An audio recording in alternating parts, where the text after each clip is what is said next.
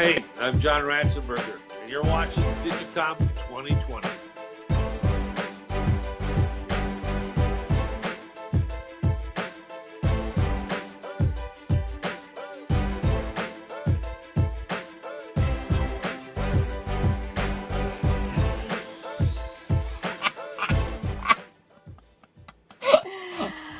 Welcome back, everybody. Day 4, DigiCon. Last day, biggest day, my favorite day. I had an entire thing prepared, but was not ready for that. We like to throw in surprises every day. So, welcome back, DigiCon 2020, our Tops Digital event celebrating our fans across our apps. And this is our first one ever. And there goes my hat. I'm Gabby, and this is my co-host, Mark. And if it seems like we're a little silly this morning, it's only because I'm a little frazzled. I was having some technical difficulties this morning, of course, on the last day, and of course, on our Disney and Walking Dead day, my technology decided to stop working. But no big deal. Our producers came in and are making it work. So thank you all. And Mark, And Gabby, feeling? This is your big day. I'm feeling great, but this is your big day. This is Disney Day. I had my time to shine when we opened up. Me. Today is your time to shine. Everything Disney. Well, actually, it's everything Disney, and then it's also our friend Martin's day in The Walking Dead. So we're gonna start on the magical side of things, and then we're gonna go all the way to the other side with The Walking Dead. It's just a different type of magic, different type of magical feeling. Blood magic. No, hey, no. Everybody know. All right, let's recap. If you're just joining us for the first time today and you're wondering what the heck is going on, we have dedicated 4 days to this digital convention of our apps, and each day we've focused on something a little different. We've had a lot of great content releases. We've had some cool guests. We've had some fun interviews and games. We want to take it back to day 1, see where we started, and yeah. I'm not sure. I'm not sure if we have. If we want to take a look at the graphic. Oh yeah. Let's pull up week graphic. So we started off really strong. Ashley Eckstein came on. She talked to us about Clone Wars. She talked to us about her universe, which is her clothing line. They have a jewelry line that they released while we were on. And she talked about how she's an advocate for mental health. We then... I even had this planned, and I'm gonna go off script here a little bit on what I had prepared, but we got a sneak peek originally at the Ratzenberger interview, which will be coming up later. Then we had an incredible surprise guest. We had the legendary Sean Astin join us in our first ever Famous Fans segment. We closed out that extraordinary interview with him by Gabby making a new best friend and collectively making plans to travel to Mars with Elon Musk, where Sean himself plans to act in a literal space opera. So stay tuned. We're going to try and get Elon Musk involved for this. We'll try and convince maybe Gina later to join this space opera we're planning. I had an art challenge that Gabby joined in on, and you all at home joined in on with Disney master artist Kevin John. We closed out with a watch party. We did a kick walkthrough. That was just the first day. Gabby, do you want to run through what we did for Friday? Otherwise, I'll run out of breath here. Friday was day 2? Was that it? It was. It was day 2. I'm losing track of days.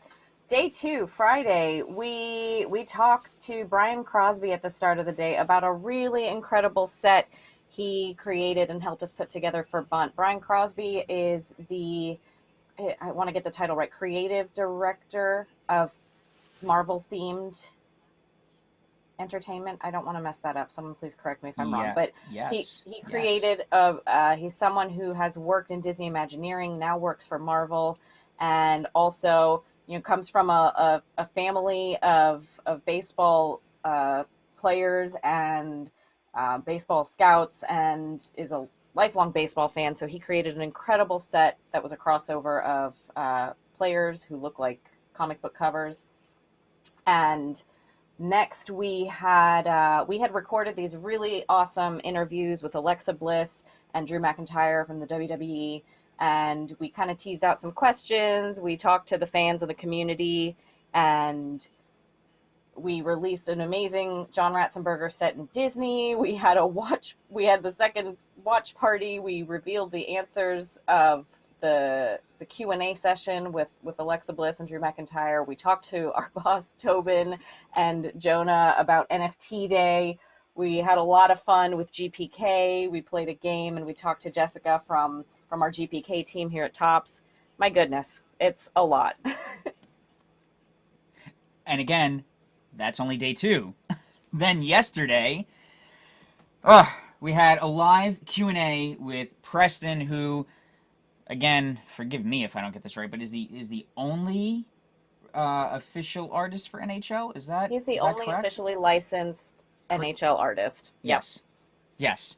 And we got to see his amazing art, which, if you were all here yesterday, I ranted about, and apparently he was happy with too, so that made me happy, because his minimalist logo designs and his artistic take on those was incredible.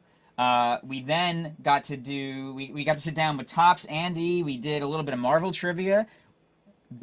My best performance in trivia to date was that. I did pretty good. We all did pretty good though, right? Yeah, I think so. And even you guys at home were getting a lot of those questions correct. We then got to watch X-Men the original animated series, episodes 1 through 3. It was my first time watching them. I'm gonna continue. I'm actually gonna watch them. I almost felt a little rushed because I was also trying to eat during that, so I'm gonna watch them again actually tonight after we're all done. And then Have you memorized go the through theme it song yet? again. Are you ready for a sing along? No. No, okay. Well, we'll keep I'll working on listen it. to you sing. We'll do that in a later segment. We'll sing the X-Men original theme song. We after the watch party, we came back to talk about GPK a little bit with the Bad Crypto guys. We talked all things NFT. We announced some plans for our GPK Series 2. By the way, I see that comment. You're so sad DigiCon is ending. DigiCon is ending, but DigiCast is not, and Gabby and I will keep this going. So do not worry. We Whether will you still like have it or exciting things not. going on throughout the year. Yep, you whether you like it or not, we will continue to do this. So with the Bad Crypto folks, we talked about their set also, Blockchain Heroes, and I didn't call it out yesterday, but they have their own podcast, so look up the Bad Crypto podcast, please, and we'll probably do something else with them later, but if you're into NFTs, they are a million Or times if you're more knowledgeable. curious, I really hope that, I think if I had to guess, I would guess that we have a lot of our fans, maybe it's their first time kind of hearing about it and want to learn more. You definitely should. It's a whole new world, and yes, I love when I can sneak in a Disney line. It's a whole new world for us, and it's really exciting. I recommend you go check out their podcast, like Mark said, because they are pros at this. This is what they dedicate their time to, and it's really cool that we got to talk to them. You know, now that makes me a little jealous because I have been trying to look for a way to slip in somewhere. Like I should have did it with Ashley, where I said, like, I don't know, I needed to make some pun where I was like, DigiCon gives us a new hope. I don't know what for. Maybe, I don't know, but I wanted to slip that in. I didn't get to, and it's the end of DigiCon. I'm not gonna get the opportunity, so whatever. Just saying. Moving on. We wrapped up with Bad Crypto. Then we played our interview that Gabby and I had with Tom from the skate team, where we had some real knowledge on skate and hockey come into the mix. He got to talk to you guys about everything that we kind of did earlier, the releases we had in skate. And again, these are just we really just capped the segments that we did. The amount of awesome content and cards and everything that came out this week has just been amazing. Are you privy? Oh, you're typing in chat. I'm sorry. I'm talking to my friends. You've got this. You know, you're talking to Hi, the fans there, and I'm talking to the fans here. hi, Gabby's friends. Hello. Are they all watching? Are your parents watching? Are your grandparents watching? Is everybody watching at home? Uh, Hi, I, mom. Hi, dad. I'm pretty sure my parents are going to watch the replay later, but we'll see. I don't actually Alrighty, know who. Yeah.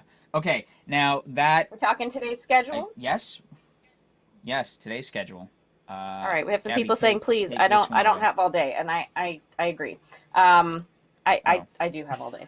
I, I'm, I cleared my schedule for this, but I understand y'all want to get the show on the road. So today, Sunday, August 30th at 11:30 a.m. That's where we are now. At 12 p.m. So in about 10 minutes, 12 p.m. Eastern, we will be playing back the interview that we got to do with John Ratzenberger. This was a sit down we had with him after we had created the awesome John Ratzenberger set.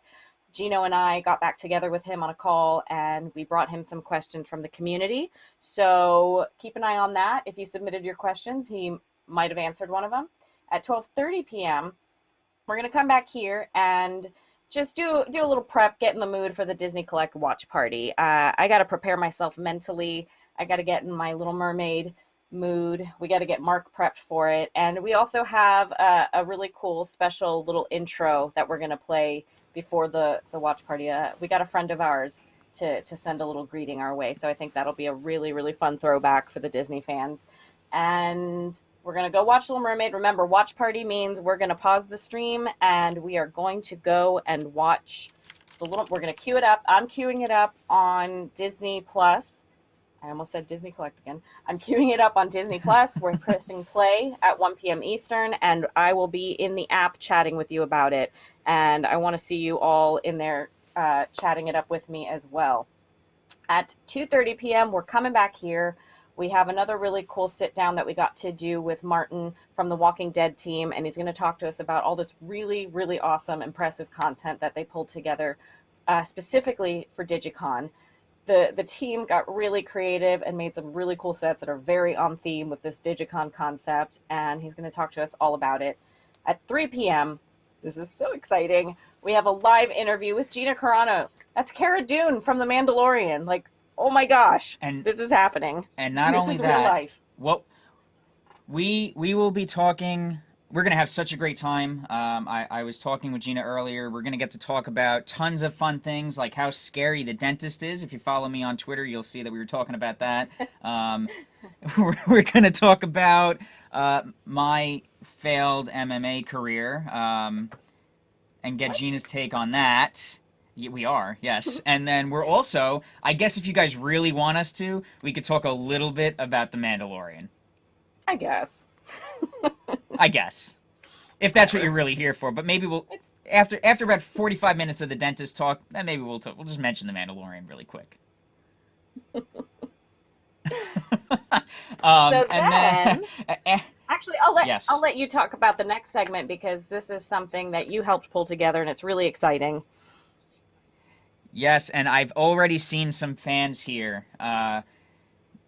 We have Livingston. Livingston and I got in touch pretty recently. He has this incredible song off of his EP called Fairy Tale, which is all about the inspiration in his life from Pixar and Disney. So he will be playing live for us. We're gonna do an interview first at 4, so be here for the interview, and then he's going to be performing live. That is so It's a exciting. It first is such ever, a first ever for Digicast. it's a really beautiful song, and if you haven't heard it or you haven't heard from him yet, I am sure you're going to be impressed and you're going to want to go look him up. He is up and coming, and we're so excited that we have him here with us. Like, yes, we got him, and y'all are going to look back and remember that you saw him here and how amazing it was to close out our Digicon with And that performance. what a perfect way to end a day featuring Disney. Unfortunately, I don't have any songs inspired by The Walking Dead, but with Disney being featured today, what a way to end it with our. And I think this is going to be the start to something bigger because the influence of Disney and Pixar is so widespread. It's influenced so many great talents, so many artists around the world that, and especially after talking to Livingston, I think we're going to want to do this often, where we find people who are kind of on their path upward in the entertainment industry, or even who have already established themselves, and what the real inspiration or how Disney and Pixar and all the Disney properties have inspired them throughout their career. So it's going to be an amazing interview. It's going to be an incredible performance. And following up right after we get to talk with Gina, today is just jam-packed with excitement. We're gonna we're gonna close it out strong, and hopefully, it be inspired to plan an even bigger DigiCon for the next one, because I have a feeling that this went well. I mean, we're not done yet, but this has gone pretty good, and I think we can start planning the next. Mark Love doesn't get enough love. Aw. I feel plenty loved by all of you. I think I get enough. Don't swell my head too much. I won't fit. I won't fit in the little box that the producer's given me. Someone said that my ears are lit. Thank you very much. These are official ears. I purchased these because they remind me of my favorite Disney character. If you have a set of ears that you love, why don't you tweet them at us? Tweet them, or send us a shot on Instagram, #TopsDigiCon. Or if you're doing any other cosplay or fan art today related to The Walking Dead, Fear the Walking Dead, anything Disney, or any of our other properties in our apps, tweet us.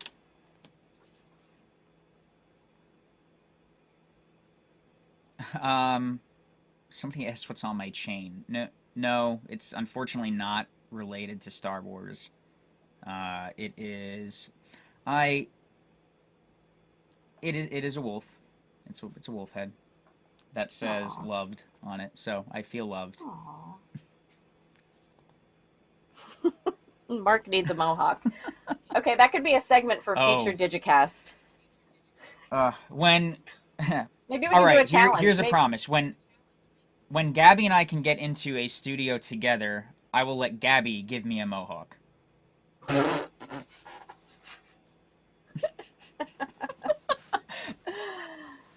That hopefully buys me some time before I have to commit to that.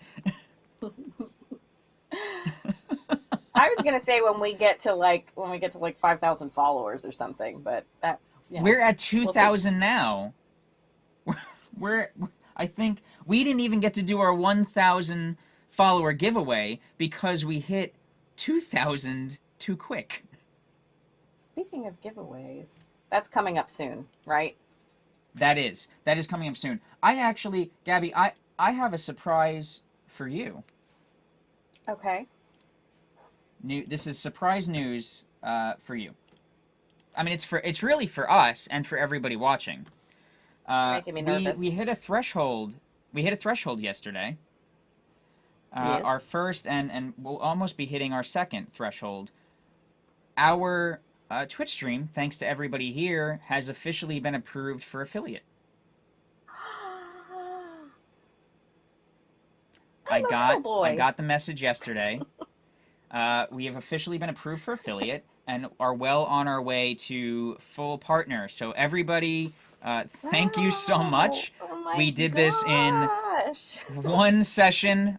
We actually, the only thing we're missing for partner is actually just extra streams. We only have to stream a few more times. Thanks to you, our viewership, our hours streamed, all of that stuff has been met. And the only thing we need to do is keep streaming. So, Gabby, we might have to plan a schedule for next week and the week after. That's it. Mark, just it's keep gonna streaming. It's going to be a good day. We haven't even been on air for half an hour, and I've already gotten 3 Disney references in. So it's going to be a great day. I understood this one. You got that I got one. this reference. Love it. All right. Speaking of Twitch, take it away, Mark. Well, actually, today's the last day. Do we have 2 codes left? since we We didn't might, get to maybe do we'll our do an extra 1,000 one. follower. Yeah. Let's close out the day Why with don't another we one, do? maybe. Okay, we'll do one Or now. Producer, you asked if we were doing anything off script. We are. We're gonna do one giveaway now, but we're gonna give you till the end of the day to prepare for the next. So let's do our morning Twitch code giveaway, courtesy of Topps Digital Services. And if you don't know what a Twitch gift card is, a Twitch gift card allows you to subscribe to your favorite Twitch streamers, soon to be us, but not yet. So please take that gift card, go put it back into the community, find a creator that you love, show them the love by subscribing to them, and then we're going to do it all again later. But eventually now it looks like you will be able to subscribe to us. So we'll be looking forward to that. We'll have to come up with some awesome things. I personally, I'm gonna call him out. I don't know if he wants to be called out. Doing it anyway. My favorite thing would be to create Chen emojis. Gabby will understand. You folks at home will not. But my dream, if you're watching, is to do that. it's my favorite person on the planet, and the love is real.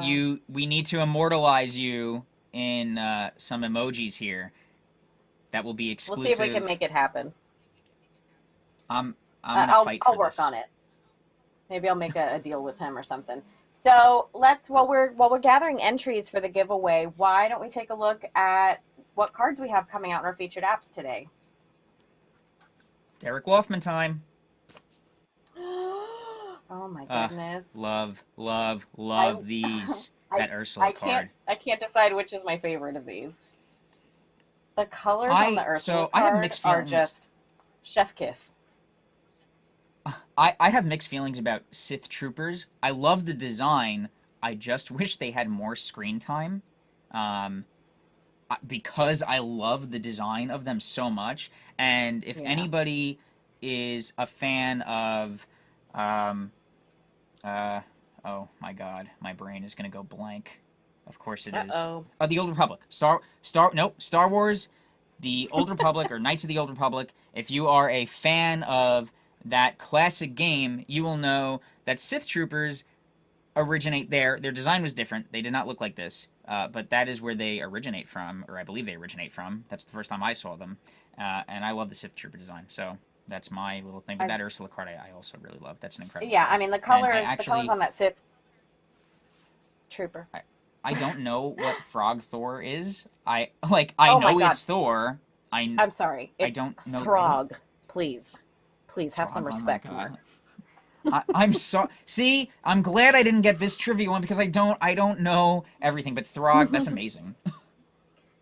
Hold on, I gotta go in the app and get that. I can't not have that card. I love him. And, you know, there's this whole universe that even I am not aware of all of it. But my Twitch name and my Twitter handle are kind of inspired by. It's a reference to Beta Ray Bill, and you know, Throg is somewhere in all of that. There's just this whole storyline about the many different iterations of Thor, and I love it. Throg is a real really thing because it's on one of our cards. I love it. Okay. Another emoji. Wait, another emoji idea. Pedro Pastel is making a comeback for an emoji series when we get a partner. It's happening. I love it. Ooh, good. We've got people who are tweeting us pics of your favorite ears. That's awesome. We will pull those up and show them off. First, let's take a look at... We're taking a look at some Disney cards, make sure you tweet at us, though. I think. Yeah. Yes.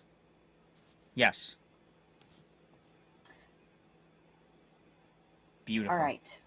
Cards. That was a really cool collage. It was an artistic take on some of our cards in a collage. I see vintage Han in the back there. Oh my gosh. Hey, there we go. Here we go. All right, so if you've been in Disney every day of DigiCon, you know that our DigiCon exclusives were these pop art princesses. If you bought your pass, you get the amazing motion card. And today, of course, is Ariel, because today is our Little Mermaid watch party. So go and grab those. Is that a die cut, Gabby? The first one, yeah, it's a die cut, and then the second one is a motion card. It's a really cool set. I love the lasers in the back. Matt Pett's our designer. He knows how I feel about the lasers and the 80s and the cool stuff in the background, so he knocked it out of the park there. This, of course, Derek Loffman, Ursula. Those colors, oh my god, the expression on her face is amazing. I love Derek's work. These are tilt cards, so when you rotate your phone, you will see the line work and then being filled in. All right, and then okay, I am so excited for this. Today, in conjunction with our watch party, we are releasing our Series 3 Classics. This focuses on movies from the 80s to into I can't remember if is it just 80s. I don't want to misspeak here. The team did an incredible job pulling these together. I know that I love the classics. I love honoring the movies, and we go decade by decade.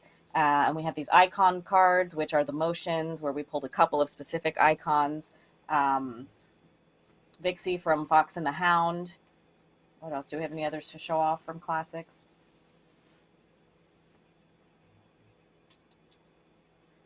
Yes, and these. Okay, if you...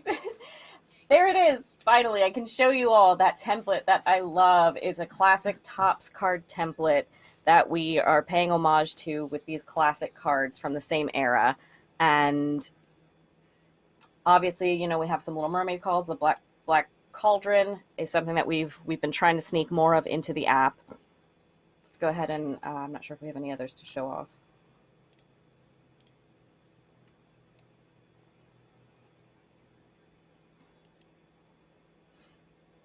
No, okay. Well, head into the app and grab those. We'll be talking more about them later.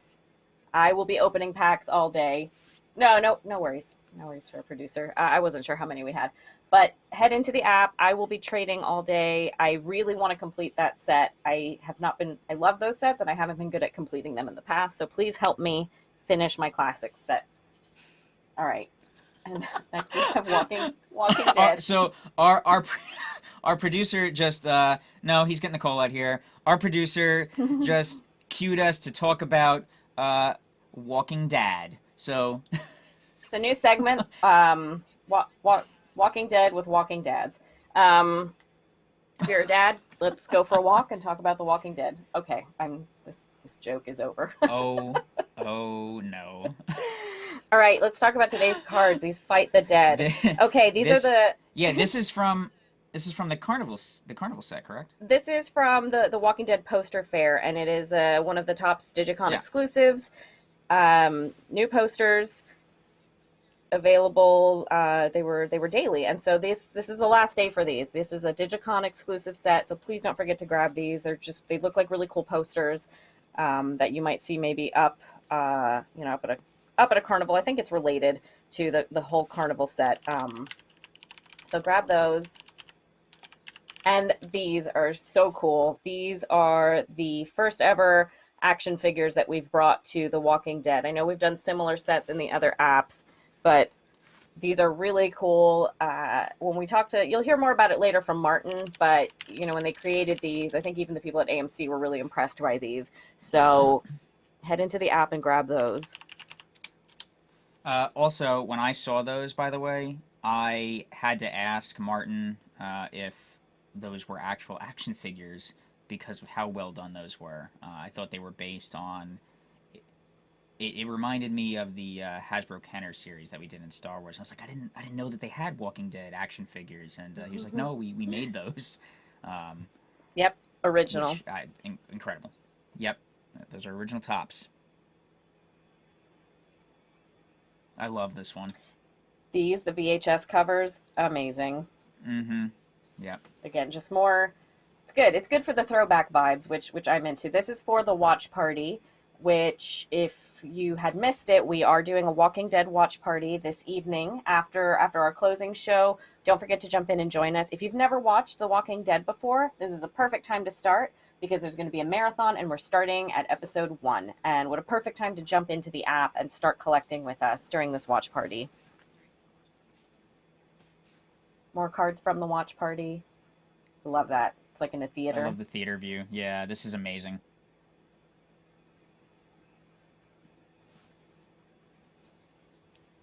All right, we got one more card to look at now. No, that was the last one. Sorry. You lied to us. I'm you know, brain lag. Our That's producer's all getting it back is. at us for all the loops we threw him. He's gonna keep us on our toes all day. I love it. Quick note, by the way, I forgot to mention this before because I'm 4 days in and scatterbrained. The music that we will be hearing today during intermission is specially provided to us by Livingston. They are instrumentals of his song, so we'll be crediting him, and so you know what song it's from. Beautiful, beautiful pieces. He plays the piano, and it's just I love his music. I was so happy when he sent us those to use. So our break music today is worth listening to. Promise. All right, and speaking of break, and with that, I'm told, yeah, we're going to a break now. So get ready to hear some instrumental music from Livingston. See you soon.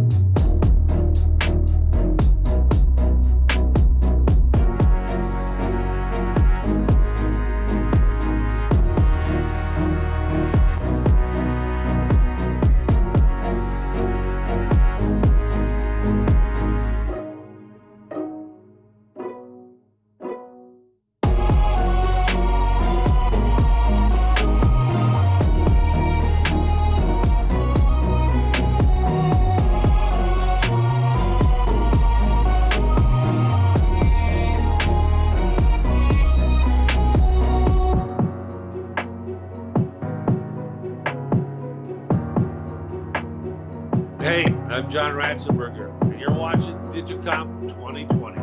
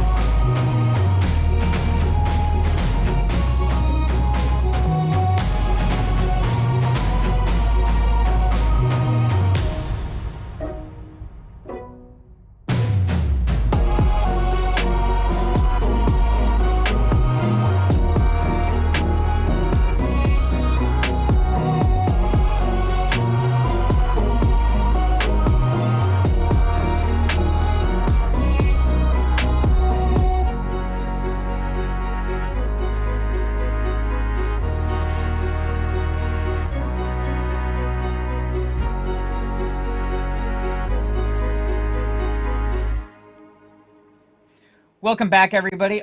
We're doing wardrobe changes today. Yeah. I got some D23 shirts. I'll have to throw on a D23 shirt after.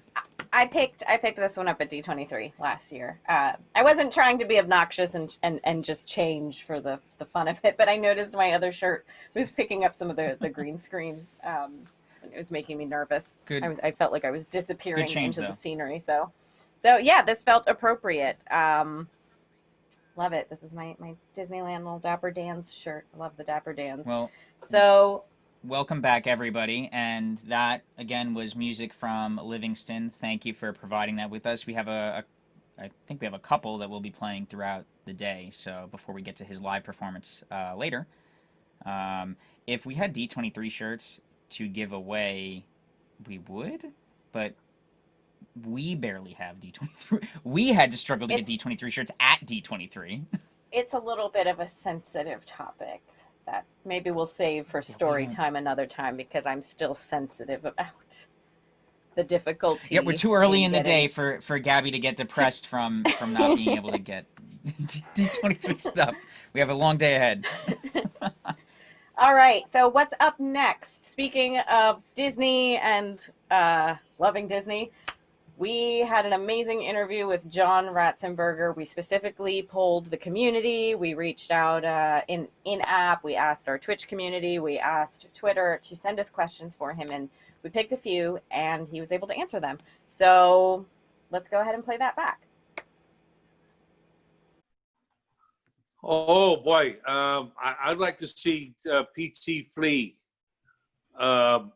again. I'd like to revisit that character because I had an awful lot of fun recording him. But I like to see Pixar take all of my characters and put them all into one film.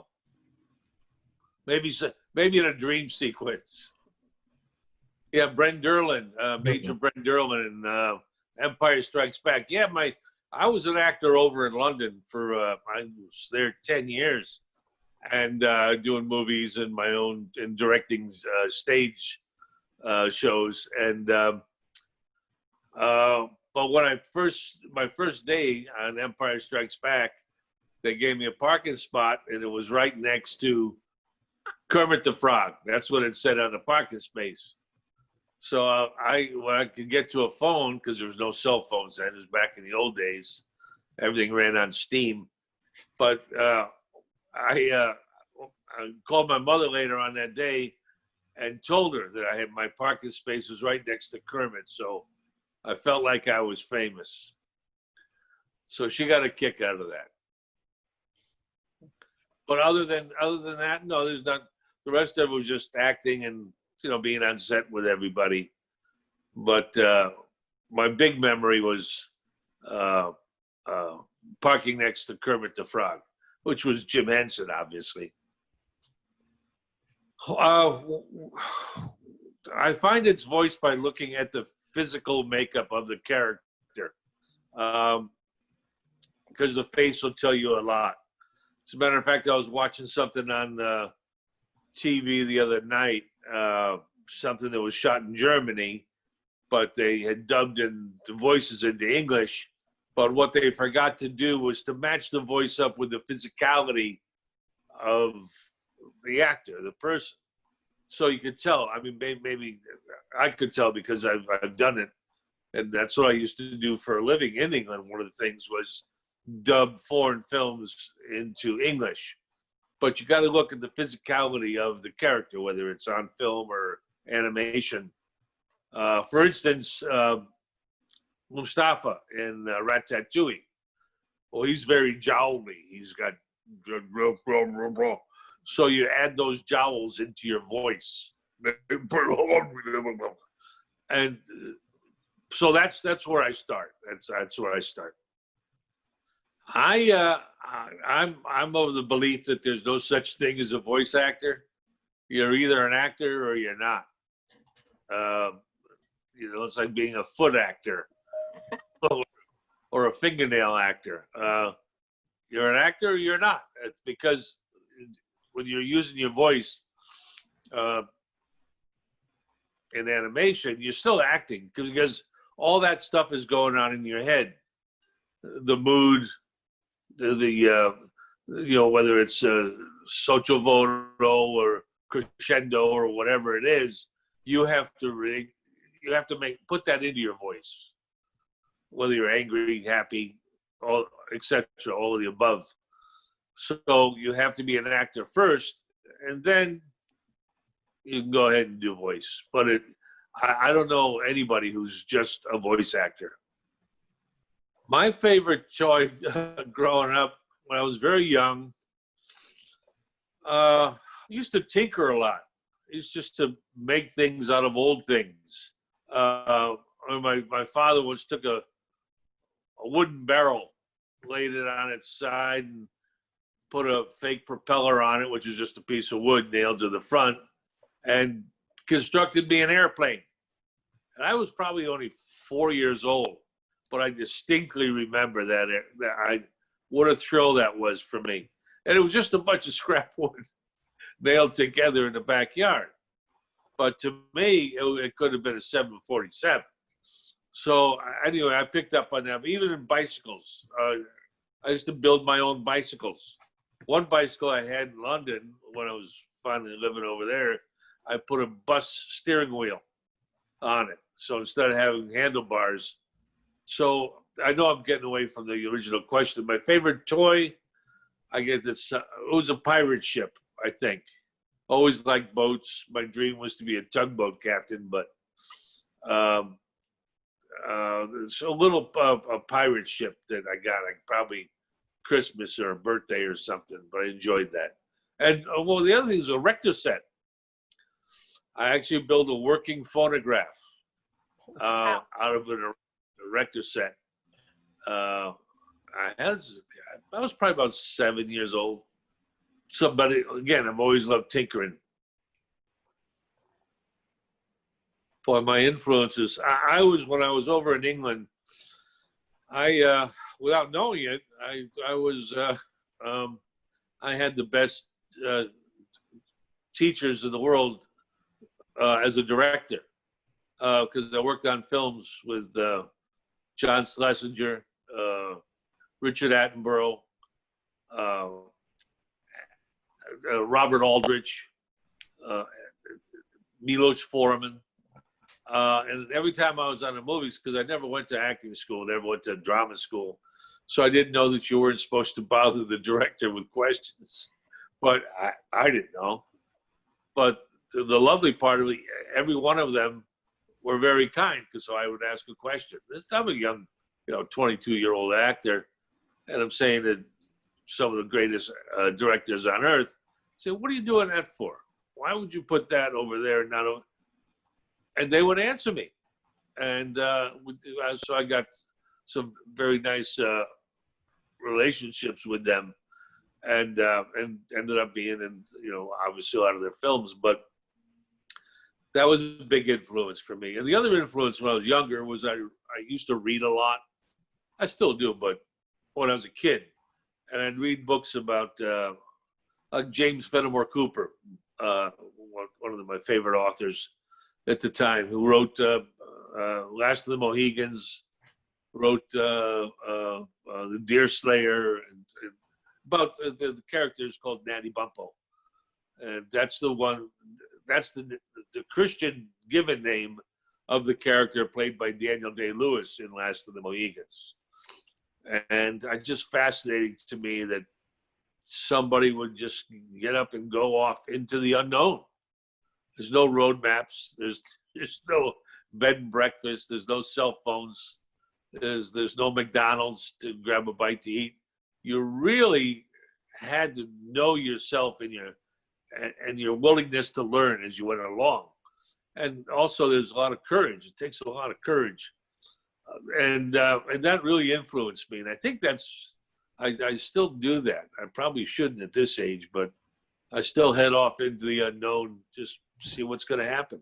That's why I went to England, 1971. I had $5 to my name when I stepped off the plane at Heathrow Airport, and I ended up staying 10 years and building a career for myself. I had no idea that's what was going to happen. I was a carpenter at the time, a working carpenter, and but so that's big influence. That's kind of the way I think. Like, yeah, why not? What's the worst that can happen? Well, I enjoy. Let's see. What I'm an archer. Oh boy, bows and arrows have been part of my life since I was, I think, around 14 or 15. And so I do that. And I like teaching other people. I like, that's what I did for a while. When I was in college, I had a summer job as an archery instructor. So I still enjoy that. I love boats. I love just, in a rowboat. It could be as simple as a rowboat, not just a big yacht, but the dog jump in the boat and go out and do some fishing. I enjoy that. Golf, love to play golf. Bicycling, still do that quite a bit. Having a nice cup of tea, watching an old movie, I guess. Yeah. James Cagney,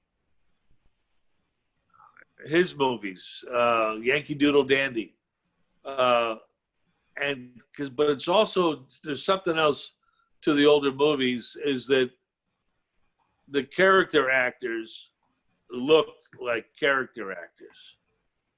They were all different sizes and shapes, and their voices, and you had the leading men, the Gary Coopers, and Melvin Douglas. You probably don't remember him, but these leading men looked like leading men, but the character actors really had character. Yeah.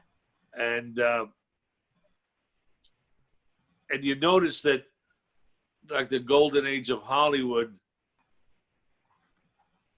it was different than today, because the people that made those movies, the writers, actors, and directors, more importantly, had rich lives before they got to Hollywood. And whether that rich life meant going through depression, being in a world war, that forms you. It forms you physically and your worldview and the people that have surrounded you in that journey. So when you get to making movies, you replicate that. But now it seems like most people have gone through directing school. And so you don't get that same feeling. In the background of the people that are supporting the main players, there's a richness has been lost, a texture. And everybody looks like they go to the same gym. Like they all meet at Starbucks and then jog to something, same haircuts. And so it's kind of less believable. But so I watch the old movies. It's really for the character actors. I'm just fascinated. They're painting a picture when you're directing anything. You're doing a painting. And it's like painting the Last Supper and not paying any attention to the apostles. just put anybody in there. No, you can't. There's a purpose to pay attention to the background as much as you do to the foreground. You're creating a painting because the subconscious of the audience will pick up on that. Yep. If it doesn't ring true, your subconscious will pick up on that, and you won't know why you're not interested in this movie, but that's the reason, because something's wrong. So anyway, that's why I like the older movies. I like Ireland. When I was living in England, I had a chance to go to Ireland, and then once again I thought, well, I've never been, might as well. And I'm a history buff too, so I read a lot about the medieval history, and so Ireland was a good. I thought, okay, I'll go over to Ireland. Took the train down to western part of England, and took the ferry over to Dublin, and just explored. And I just really enjoy Ireland. Italy too. I like Italy. The Amalfi Coast. Last time I was there, I rented a boat and took it down to Amalfi from Positano and over to Capri, and some good buffalo mozzarella. and I also like the Italian language. Mi chiamo Giovanni. No parlo italiano va bene. Because you get to move your hands a lot. Yeah, so I think those two countries, Ireland and Italy. Teacup. My favorite ride. Well, when my son was younger, he's 33 now, but he was about 7 years old, and he busted his arm, and so anyway, we went to Disneyland and Space Mountain. He wanted to go on Space Mountain, but I was hesitant because he had one of his wings was busted. So I relented finally, but I sat in the car behind him and leaned over and put my hand on his chest from behind throughout the whole ride. And he had a ball, but I was scared as hell. That was a dumb thing to do. Just try to Space Mountain. I'm not sure whether I was hooked up either, or I loosened the belt or whatever it was, so I could reach. But yeah, I just for a collection. I used to collect antique toys, and during my years in England, and I had quite a nice collection. I collected for a good 10, 15, even during Cheers. I was a collector, and so all my travels, and I had quite a nice collection. And but then I started having kids, and my kids started gravitating once they're past the crawling stage, and the radar, the range gets further, and they spot these toys. But that's the last thing you want to do to a kid. Say, no, don't play with daddy's toys, because it doesn't just forget about the sharing stuff. You don't want to send that message. So I had to box them all up. Well, thank you so much for spending some time with us and answering some additional questions. I know our fans appreciate it a lot, and thanks for all the work you've done with us. We've put together some really great content that I know our fans will love, and thanks for being part of our very first DigiCon. Oh, this is the first one, huh? Yeah, our very first one, inaugural. Oh, okay. Well, let me know when the awards dinner happens. Or Absolutely. all right. Well, thank you. Thank you. That was an awesome interview. How excited were you? I was pretty excited. This was, it was one of the first chats I got to have with any of the people and the special guests. And I definitely did not encourage John or anyone to do that. That is a big no-no. Don't do that on any Disney rides. Listen to the cast members. I think he might have been exaggerating a little bit. So that was a lot of fun, and like I said, I love that we were able to get him to create this set with us and then also come back for an interview. It's really opened up the doors for us to think about what else we can do here on in both our apps and on the stream, and how we can make some really cool collaborations of content and interviews, and getting the fans directly in touch with the people with the artists that they love, and getting to ask them questions. God, it's a lot. Yeah, especially inside during the pandemic and the lockdowns. This is the perfect opportunity for us to all just start connecting, not only with each other, but with with these people that all of our favorite actors and artists. They're all at home too, right? Like, so why not just connect? Mark, I know you've done a lot more of these interviews and talks than I have, so you're a little more experienced than I am, but I'm catching up to you. I mean, I just started. Really, I started with this too, right? I mean, I hadn't done interviews before. I was fortunate enough to make connections with a couple people, such as Ashley and Sean Pryor, which is how we got them on. But the actual interview portion, not a pro. We're gonna have Gina on later. I gave her a fair warning that we keep things casual here for DigiCon, which I think is something unique, by the way, that we get to do, right? These kind of almost at-home, like, buddy chat kind of interviews that you don't really get to see a lot, and you get to kind of really experience who everybody is for themselves.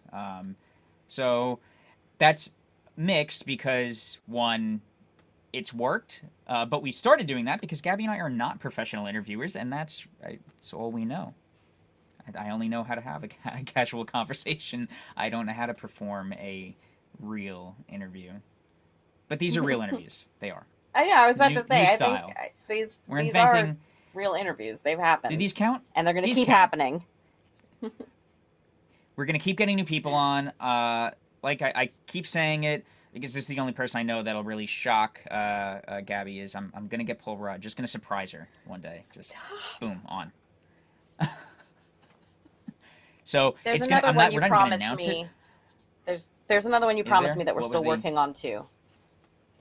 The one we were trying to make happen and then didn't. I don't want to set that expectation on the stream because it's going to be a surprise. Yes. There will be an appropriate time to bring on a lot of these Star Wars guests. Yep.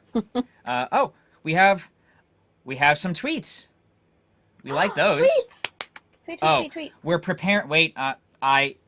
I botched it. We're preparing some tweets. I put the producer on the spot. I saw tweets. And I was like, we have some.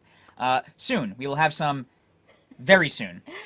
Thank you, everybody who has been tweeting us. It's not too late. You can keep tweeting us, tagging us on Instagram.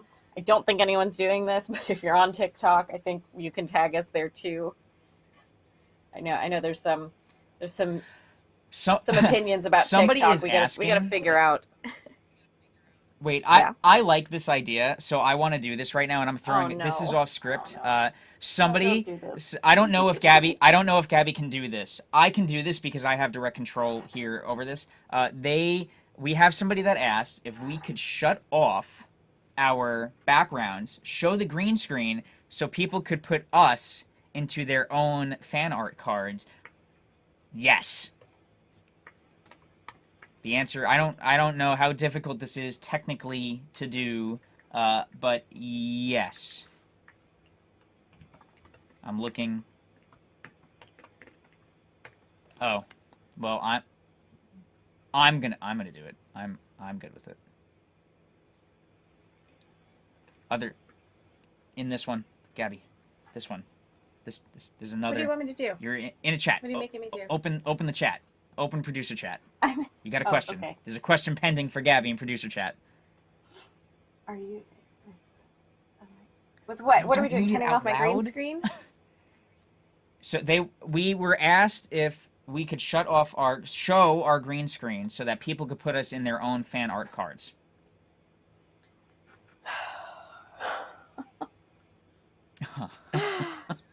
I don't know. I'm like a little concerned about what people would do.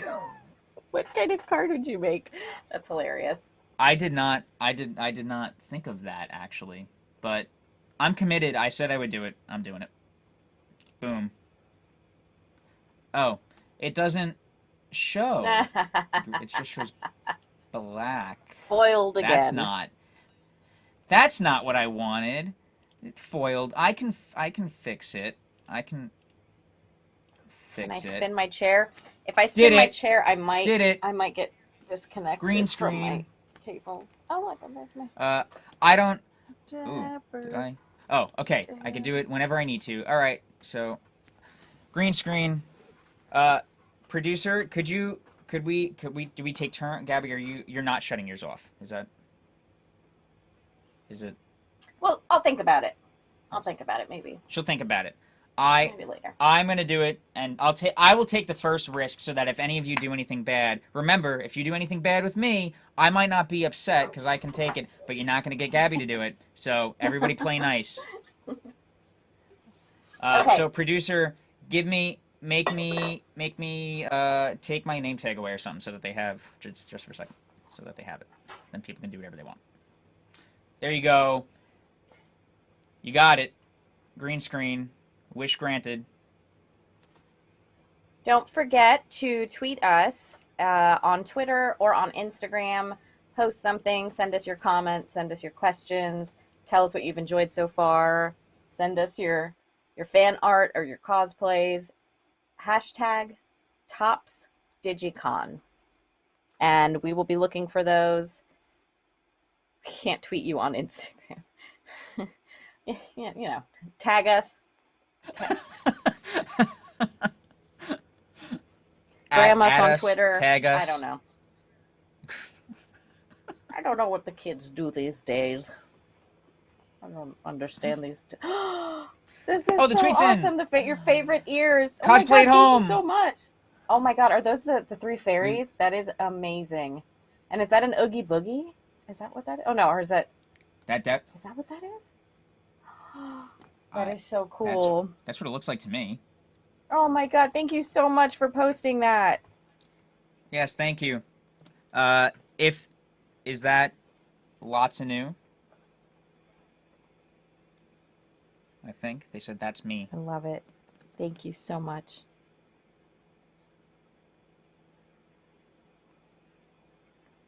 Those are amazing hats, or ears. If anyone else has ears out there, go ahead and tweet us. The answer was Kristoff, Oogie Boogie, Dante, Aurora, and the fairies. Those were all the ears, if you were wondering at home. Those are incredible. Nope, none of them were from The Incredibles. Mark? Don't test me, Mark. All right, I want to talk a little bit about, keep sending us your tweets and tagging us on Instagram so that we can show you off on the stream. We want to finish off the day with some more audience participation. And I was told what I'm waiting for an answer from what did I do? I did something. Right, well, we have a couple minutes, and we're getting closer and closer to the watch party, which I'm really excited about. And I need to get in the mood for The Little Mermaid. Mark, how many times have you seen The Little Mermaid? Probably not as many as me. When I was growing maybe up, not. a ton, but no, I did. Growing up, I watched it a lot. When was the last time? It's been a long time. Many years since I've seen the movie. So I really wanted to really get pumped and get in the Little Mermaid mood. I've seen it so many times, and I will see it so many more times in my life. Never gets old. I honestly think that the Little Mermaid might be one of the first Disney movies I have a clear recollection of, remember loving it and singing along with it. I have a really vivid memory of one of my older sister's friends. I have one sibling, a sister. She's my older sister, and we have a pretty big age gap. I'm always reminded of Lilo and Stitch. We very much have a Nani and Lilo type of relationship, and that movie just kills me and makes me cry because it reminds me of my sister. But are you Lilo? I am the Lilo in this situation. I am always Lilo. Um, and I have this vivid memory of one of my sister's friends from high school coming over and gifting me The Little Mermaid on VHS. And I can't remember, it must have been when the movie first came out. That lines up for my age, that I would have been about the right age to be receiving that movie on VHS. But I remember just watching it nonstop. I remember listening to the soundtrack on CD and the CD case being just cracked and destroyed, and the paper booklet with the lyrics having to be like stapled back together because I was just always reading the lyrics and just obsessed with it. I just the music in The Little Mermaid is so amazing. And right now, if you have Disney Plus, there is a really incredible tribute to Howard Ashman on there that you should also watch if you're a fan of this movie and the other, and any of his other work. Yeah, I mean, I have a love for so many Disney movies, but The Little Mermaid is special. And I wanted to put on my Little Mermaid ears, which I bought specifically for this. Of course, I forgot about this thing called green screen, so It's they were perfect, kind of though. losing them. Now, I didn't even It's now realize when I bought these. Topps branded ears. I literally just noticed that the side of this, it says mermaid hair, don't care. I had no idea they said that, but it's really appropriate because I do currently kind of have this mermaid hair situation thing going on. Not intentional, but it's true. Mermaid hair, don't care. Yeah, I have so much love for The Little Mermaid. I wanted to pull out one of my other collectibles here. This is a special Tsum Tsum. Look at how cute this is. I'm sorry, everybody. Humble bragging. I'm just showing off my Little Mermaid collectibles now because I'm very proud of them, and I want to feel validated in my choices. This was a special Tsum Tsum. I was part of a special subscription last year before, where every month we got a unique Tsum Tsum in the mail, and this was one of them. And they're all incredible. A little boat. Oh my gosh. Okay, so I'm putting that away now. Mark, That's me. are you excited for The Little Mermaid? I am excited for The Little Mermaid. What's your favorite song from The Little Mermaid? Oh, asking me to remember the names of the songs. We can't watch it first and then you ask me? I have to answer before. How about out in the community? What are your favorite songs? Let's see.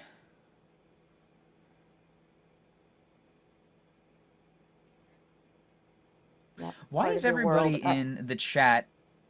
Everybody in the chat is saying I'm a robot or that I'm with Skynet. My first name is what it is, but I'm not a robot. My last name's not Zuckerberg. Am I allowed to say that? Was I allowed to say that? Yeah. Okay. Wait. I am agreeing with chat. It actually, this immediately brought it back to me. It has to be Under the Sea. That has to be my favorite. The seaweed is always It's greener, Mark, in somebody else's lake. We had a really fun time. Our classic set that comes out today features several cards from The Little Mermaid, and we had a lot of fun with that. Couple of the cards, the characters called out, are some of the fish from the Under the Sea scene. And Josh from the Disney team was asking us like what names to put on those cards. And I told him the names to put on the cards, and he didn't believe me. He thought I was kidding, but no, those names come from the lyrics of the song. Something fishy going on in the chat. I love it. Are my ears backwards? Probably. Thank you. I love having the interaction from the chat. Wielding. It's so helpful. There we go. Now they're on the right way. Mark, a really fun fact about The Little Mermaid, something that I love because I love all of the behind the scenes and animation trivia, is the color of Ariel's fin, that blue-green. It was a really specific special color mixed by the Disney Paint Lab, and it was a new color, and they actually ended up calling it Ariel in her honor. And that's amazing. I'm about to... Gabby, I think Are we ready? I think we have a special Okay. guest All right. coming up. I think Okay, we, so I think we need to. Disney fans. Watch party starting soon. Disney fans. If you used to watch The Wonderful World of Disney, if you used to watch the Disney movies on the weekends, we got in touch with a good friend of ours, friend of the Tops Company, our, the friend of Disney, and we got him to do a special shout out for us. This is so awesome. And it's the perfect way to lead us into this watch party. We thought it was a perfect intro. And, I'm going to let him speak for himself. And after that, I'm going to go queue up The Little Mermaid, and I'm going to meet you all in the app. Yep, so welcome our special guest, please, and we'll see you all for the Disney watch party of The Little Mermaid. Hello, I'm Michael Eisner, and welcome to the Disney Collect Watch Party for The Little Mermaid. It is a classic. It was made 30 years ago, and it changed the whole fundamentals of animation. Ariel and her underwater friends came alive, revitalized the whole sense of how you deal with stories and deal with animation. And even though you may have seen this classic many times, I do hope you'll enjoy it once again.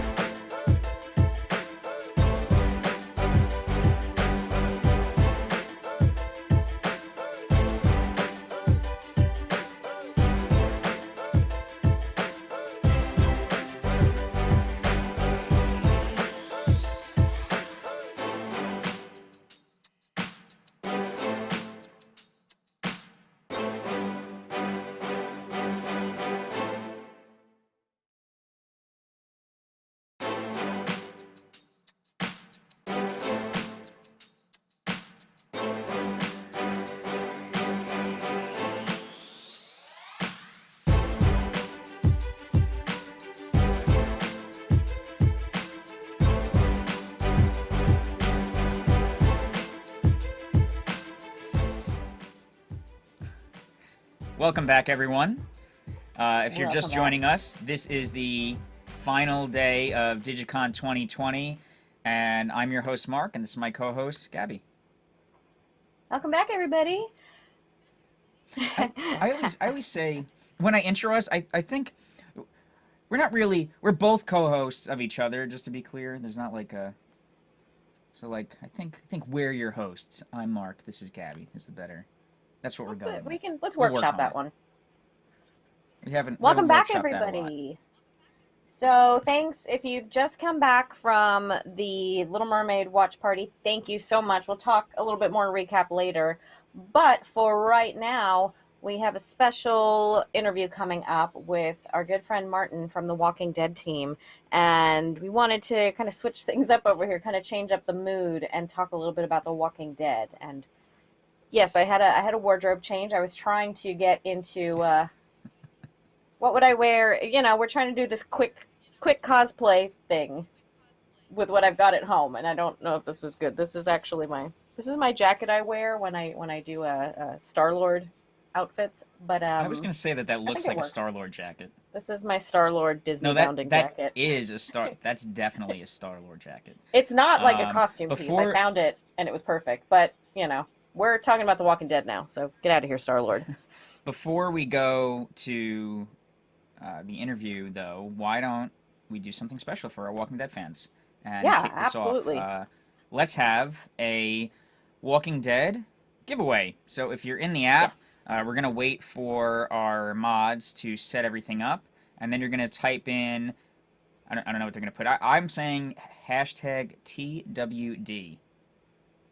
They might have already started setting something up, but that's what I'm going to go with.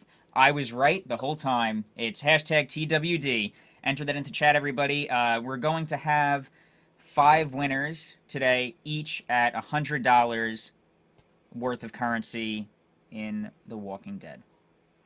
I also want to remind everybody to hop into The Walking Dead. The cards that are out today are amazing. The cards that the team put together for DigiCon in general, the community fair, the action figures, the posters are all awesome. I have been in there for ever since we finished the watch party. I've been in there opening packs. I'm dropping some comments in the article so you can send me trades. That is so cool. The VHS Love cover. those VHS cards. Special set. They really also, knocked it out of the park. There's Dunk Tank cards in there as well for the carnival. Yes. Festival? Festival. And when we talked to Martin, he told us all about this and like the thought process behind this set and how they put it together. I think it's really cool. I think if you all like to kind of hear about what we do, how we create the sets, what goes into it, I think you're going to love what Martin had to say. So that's coming up shortly. Don't forget to send us trades. I think we're ready. Don't forget to tag us on what's that? this thing? What is that? I don't know. It appeared in my house one day. I actually do not know really where this came from. It just kind of appeared here one day, but I felt Lucy? like it was just leading up to this moment. It's all been leading up to this. So with that, all right, everyone. I think we are ready. We are ready. Yes? Yeah, we're ready Producer, to talk to yes, Martin. we are ready. So, let's take it over to Martin. Hello, everyone. Welcome back to DigiCon 2020. I'm your host, Mark, with my co-host. Hi, I'm Gabby. And we're here today with a special guest from the Walking Dead team. We have Martin with us. Martin, welcome. Thank you. And why don't you just tell us a little bit quick about what you do on the Walking Dead team? Yeah, thank you for having me. Thank you, Mark. Thank you, Gabby. I'm the content product manager for the Walking Dead team. So myself and the producers and the designers, we come up with the sets. We talk to AMC, see what they're into, which designs they like, and then I sort of facilitate putting those in packs, putting together events, and sort of orchestrate the way it runs while the whole team is coming up with all the ideas and everything. Well, Martin, it is great to have you here. I know a little bit about that life, Mark, and I know what that's like working over on the Star Wars and Disney teams. kind of a similar setup over there. Kind of speaking of orchestrating events and content, what's it been like setting up for this DigiCon event? I know we've never done anything like this before, and we kind of got everyone together and said, hey, let's come up with something awesome. So what has that been like for you getting set up for this? Yeah, I think it's been really fun. I think we see why we can't do it all the time, because it's a lot of work and effort on the part of a lot of different people, right? Like, we've been talking to AMC a lot about this. We've been talking to, it's a lot of designs, it's a lot of production work, it's a lot of stuff goes into it, but like, it's just fun for everybody. Like, we're all excited about the sets that are coming out. I think fans are excited about the sets that are coming out, about free stuff, about new stuff, exciting announcements. Like, all of that is awesome. When you do fun stuff, it's fun. So this is fun. But yeah, it's been a lot, but I think it's also rewarding, right? I think it's paying off, but also not something we're going to do next week too. No, definitely not next week. Yeah. I think going into all this, we had some basic ideas, right, of what we wanted to do, and I think it really was pretty much as simple as, let's do something fun. The fans will love this. We'll get to interact with them. We'll get to make some cool sets, and we'll get to hopefully bring a convention experience to people who are home, which is all of us. Gabby and I are in our houses. You're there in your house, and we're trying to give a convention experience to all of our viewers and fans. So going through the preparation process for DigiCon, what did you have like any favorite parts? I guess it's about just working with the team on content specifically for this, and what that meant for an event like this. Yeah, it was a fun challenge to try to think about what we could do to set ourselves apart, just even from the other apps. And so we were thinking, like, it's late summer, everybody's stuck at home. I kind of wanted to do a carnival, and that's just doesn't feel super Walking Dead to have a carnival. They're not really partying, but in season 9 they had this community fair.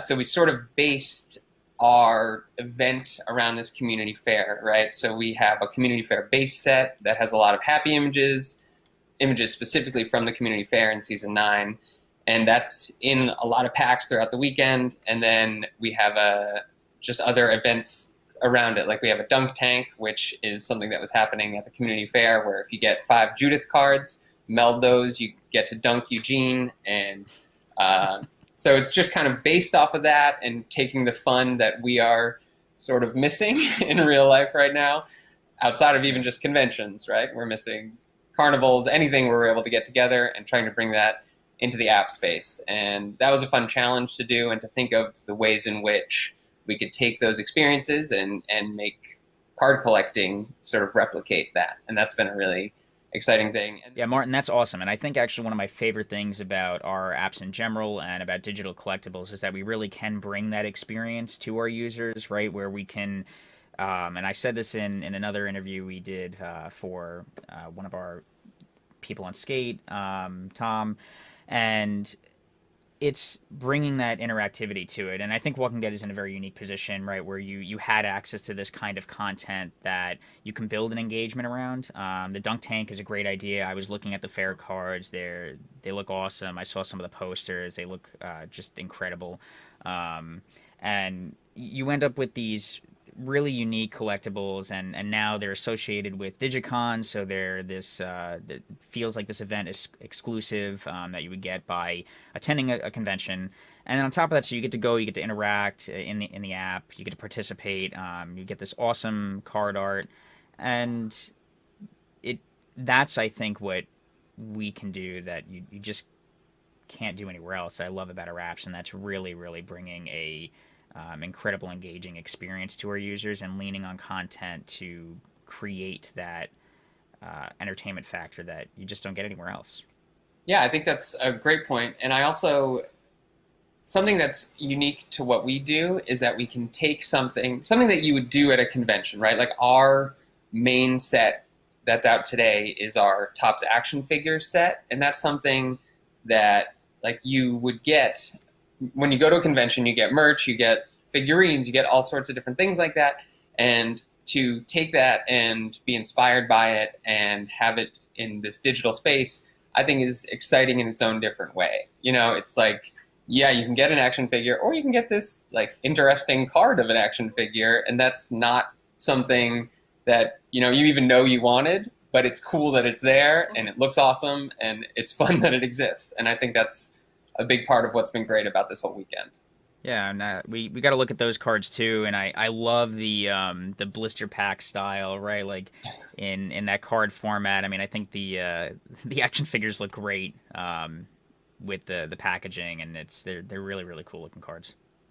Yeah, that's been a really rewarding set to actually finally release, because we've even been talking to AMC about that for a few months now, even before DigiCon. Like, this was just sort of the perfect opportunity to release those, but it was a back and forth to see what would work, you know, where we're able to stay true to the images of the actors, of the characters, while also making them look like figurines. And it's something we've never done in Walking Dead before, and it's even something that AMC had feedback for us saying, are people going to be confused that these are real? Because they look pretty real. And so that was kind of a fun... They look awesome. I mean, when I saw them, it reminds me of, like, we did a Hasbro Kenner series in Star Wars, which you're probably familiar with. And for those who don't know, Martin and I worked together on Star Wars prior to him taking The Walking Dead under his wing. So he's very familiar with those two. So they reminded me a lot about the Hasbro Kenner figures that we did in Star Wars, and they look incredible. I asked you even before we started this interview, I thought that they were real product, which is how we got the Hasbro Kenners. They're based on actual action figures, and I thought the same thing with these. I was like, oh my god, these are awesome. Where do I get these action figures? And the answer is in the app. Yeah. That's all our designer Joe, who's crushing it. Well, tell Joe I said thank you, or tell him no, I'm not, no thank you, because now I got to go spend all my money in The Walking Dead. Yeah, you could probably 3D print them. I don't know much about 3D printing, but we could probably do something like that. Just have my whole wall will be all of these different action figures. Yeah. All right, Martin, now I've heard that we have, in addition to all the cool content that's already been released today, we have another awesome event coming up later today, right? And that is a watch party, which I am a huge fan of. We've done a couple of them in Disney and Star Wars and our other apps. Yep. And now this don't is forget Star Wars, Gabby. Yeah, don't forget Star Wars. Never forget Star Wars. So we have what I believe is our first one coming up for The Walking Dead, correct? All right, why don't you tell us a little bit about that and what we can look forward to? Yeah, a lot of firsts this weekend for us. First watch party for us, and it's actually aligned with AMC's season 1 beginnings for The Walking Dead. So they are showing all 6 episodes from season 1 tonight, starting at 6 p.m. Eastern, and our watch party is happening together with that. So tune into AMC at 6, and you're going to get free cards all throughout the episode. You get to talk in the comments with me, with some of the other members of the Walking Dead team, and with other members of the Walking Dead card trader community. And we've also got a motion set coming out a little bit before, and that's inspired by like an old VHS look. It's got a cool VHS effect that I'm a big fan of. And then it's sort of actually a pretty VHS-inspired watch party, because some of the cards are VHS covers with characters from the first episode, and then the other aspect of the watch party are theater, like movie theater cards, because we can't be there, so might as well let the cards take us there. But so we're going to be watching Days Gone By, first episode, a classic, winner of the Walking Dead Card Traders Fans Choice Tournament earlier this year. So we know the fans like it. I love it. It's one of my favorites, and I think it's going to be a lot of fun. Yeah, I love it. I think when I think of Walking Dead like that, when it first came out, the initial episodes were just, I mean, like monumental, right? Like you never forget those first few episodes, those moments. I'm looking forward to it. I'm excited. I'll be there for the watch party for sure. Yeah, absolutely. I love it. I think it's always fun to hang out and watch it with other people. Like you said, we can't be at the movie theaters if we can't get together, with our friends and with the community to watch stuff. It's nice to be able to get in and actually get to talk to an even larger community in the chat and in the comments. So look forward to chatting with people there. Yeah. Yeah, I think one of the most say exciting developments that have come as an adaptation to the COVID situation that we're in, right, is watch parties, right? It's just a way for people to really enjoy the content together. And I think something that we've done at Tops is kind of capture that audience really well and give them a way to enhance that experience. Disney did it great. I love what we did in Star Wars, and I'm so happy to see that The Walking Dead and our other properties are starting to do their own watch parties, Marvel as well. So it's exciting. I'm really looking forward to this. I'm super excited that the first one is happening during DigiCon. And also, if anyone's watching this and hasn't been in our Walking Dead app, has never watched The Walking Dead, what a perfect opportunity to start and jump in and join today, starting right at the beginning. Yeah, I mean, even if new people always welcome. Come on in. Yeah, especially if you've never watched Walking Dead before, this is it. Yeah, Go this is your watch chance. tonight. Get in the app, collect those action figures, and trade them to me. Collect the special content that'll be out for the watch party. It's going to be an amazing time, and it really is like the absolute best time to be getting into the franchise if you're new. Well, I mean, that's what we have to look forward to tonight with the watch party. But Martin, tell us a little bit more about what we have to look forward to overall with The Walking Dead. I mean, what about in the near future and kind of looking forward do we have and fans and new fans that are going to be created tonight? What do they have to look forward to from the franchise, and what are you most excited about that's coming in the future? Yeah, it's about to be like after all this time off from no new Walking Dead, there's going to be a lot of new Walking Dead, and that's going to be great for us in the app. We're going to have all sorts of new stuff going on, and then just for fans in general, it's going to be a lot to watch. It's going to be awesome. But October 4th, the season 10 finale is finally going to air. We've been waiting to see how this season ends, and then just the very next week, Fear season 6 is kicking off, and we're going to have a lot of new stuff around Fear as well. October, there's a lot of exciting stuff coming to the app. Not at liberty to say much more, but there are other very exciting things happening in the world of The Walking Dead and in the world of The Walking Dead Card Trader. So this fall is actually going to be pretty huge for us. So today is a great day to sit down and watch the whole first season and then keep trading those cards. That's great. I mean, I'm excited, and for those watching, I actually don't even know what's coming up. So I'm right alongside you. I have to go into the Mark, app. we don't tell you because we know you're going to say it on one of these streams. So Yeah. anything that shouldn't be said yet.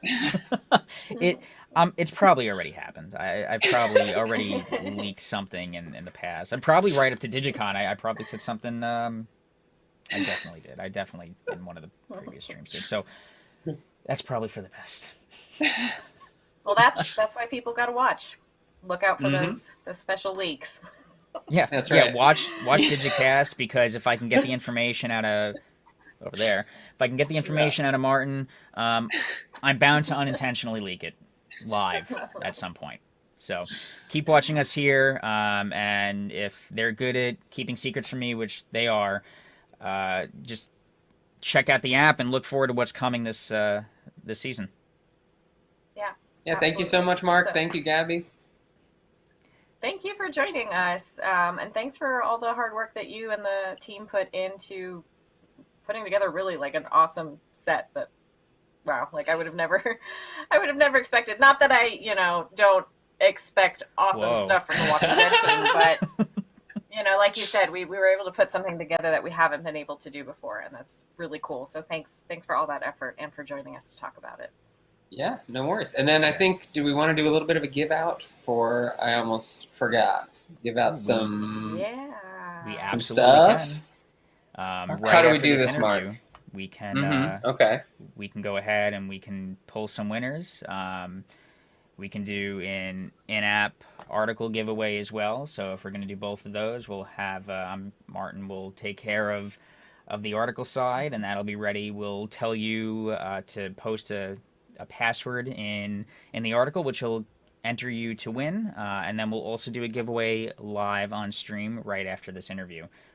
So we'll give you the code live, and then we'll also do additional Twitch giveaways. That way, if you are watching and can't comment, you have a chance, and if you are watching and can comment, you also have a chance.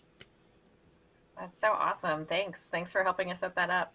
Yeah, Martin, thank you. The content again is amazing. It's really exciting how you brought together some really interesting content mixed in with an event and just engagement for the fans. So thank you again. Thank you. All right, thank you for joining us, and everybody will be back shortly after this and getting ready for the giveaway. Yep, and we'll catch you at the watch party later. Yep, we'll see you then. 6 Bye. o'clock. Welcome back, everyone. Totally forgot that last part where we were going to do the giveaway after the video. So thanks for joining into the giveaway before the video. And we'll do what we need to pick a password. We did not pick a password. Let's send them to the articles. Yeah, for winners. Oh, that's remember? right. We said it. I know what the password will be. I got it. This is totally improvised, but I'm ready. I'm ready. This is the password. Walking Dead fans. Head to the comments in. Hashtags don't work in our thing, but you have to hashtag it, otherwise it doesn't count. Yeah, I mean, or just say, we gotta. Let's see which article though. We gotta tell them which article. Ooh. Okay, the most recent article in The Walking Dead Card Trader is about the action figures. Head into that article, and yep, there we go. People in the chat are telling you hashtag Lucille, and we will pull winners from there for another little giveaway in app. So you can say hashtag Lucille in here. However, we will pull winners from the article. And that's just an additional extra giveaway in addition to the ones we're pulling here from the chat. So go ahead and start dropping comments in there. I see a couple people are already adding them. If we only get a couple comments, that'll make the process a lot easier. Alrighty, so okay. We now have something really exciting coming up, and I was just asking in the chat. I started by asking who's here for Gina, but a friend in the chat, Emily, made a good point. It's probably easier to ask who isn't here for Gina. And that is an excellent point. The answer is obvious. You're all here for Gina. So I'm here for Gina. This is exciting. We are also here for Gina. And I think she's just getting ready, and then she's gonna be joining us. There you go, Gina. Look at chat. They're all here for you. And a quick shout out, because I noticed on Twitter we were getting a lot of comments of people who are as new to Twitch as many of us are, and who couldn't quite figure out how to get involved here. You can absolutely watch the stream.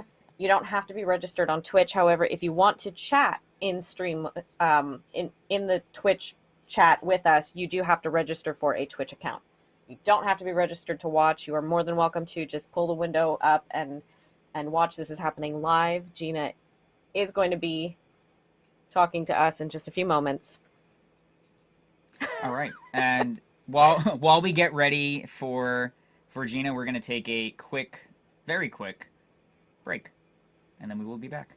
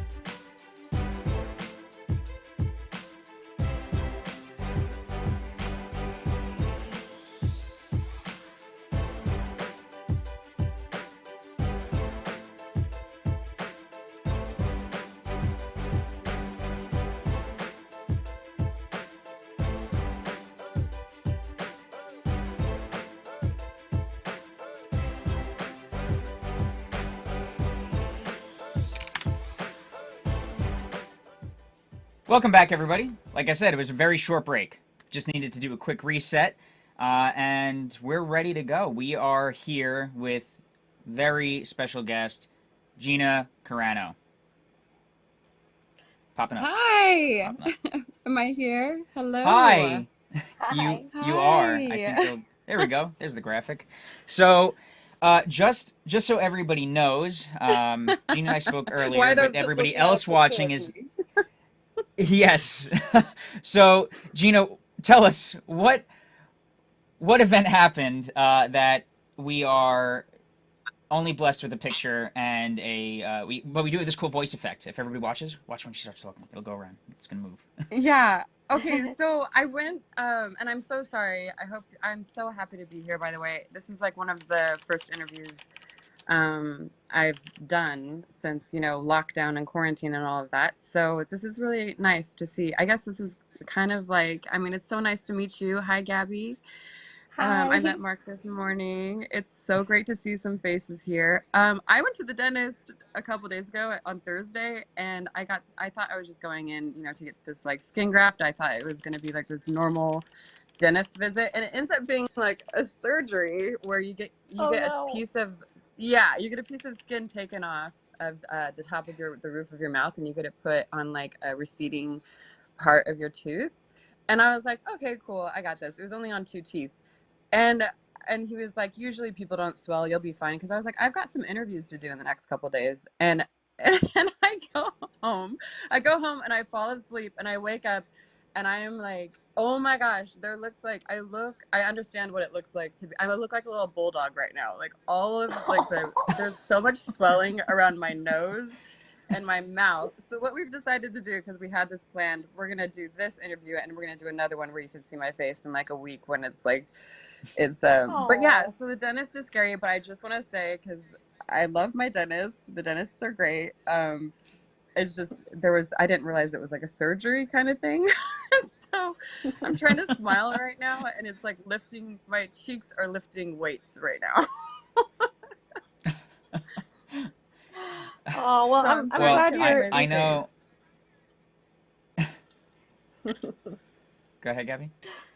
I was just gonna say, take your time to feel better. I know how uncomfortable that can be. I've had some dentist things this summer too, and yeah, you never know. It's always something unexpected, I feel like, when I go in. But that's so I kind of you that you're know. gonna come back. That's really exciting. Thank you. Oh, for sure. Yeah, I definitely was like, I just wanted to make sure that I got this procedure done because you never know what's going to happen in the world at this point. So I'm like, you know what, 2020, like, okay, I'm going to get this, like, just in case, because I needed to get it done because it's starting to become sensitive. And so I was like, okay, I'll just get it done now before like Armageddon happens.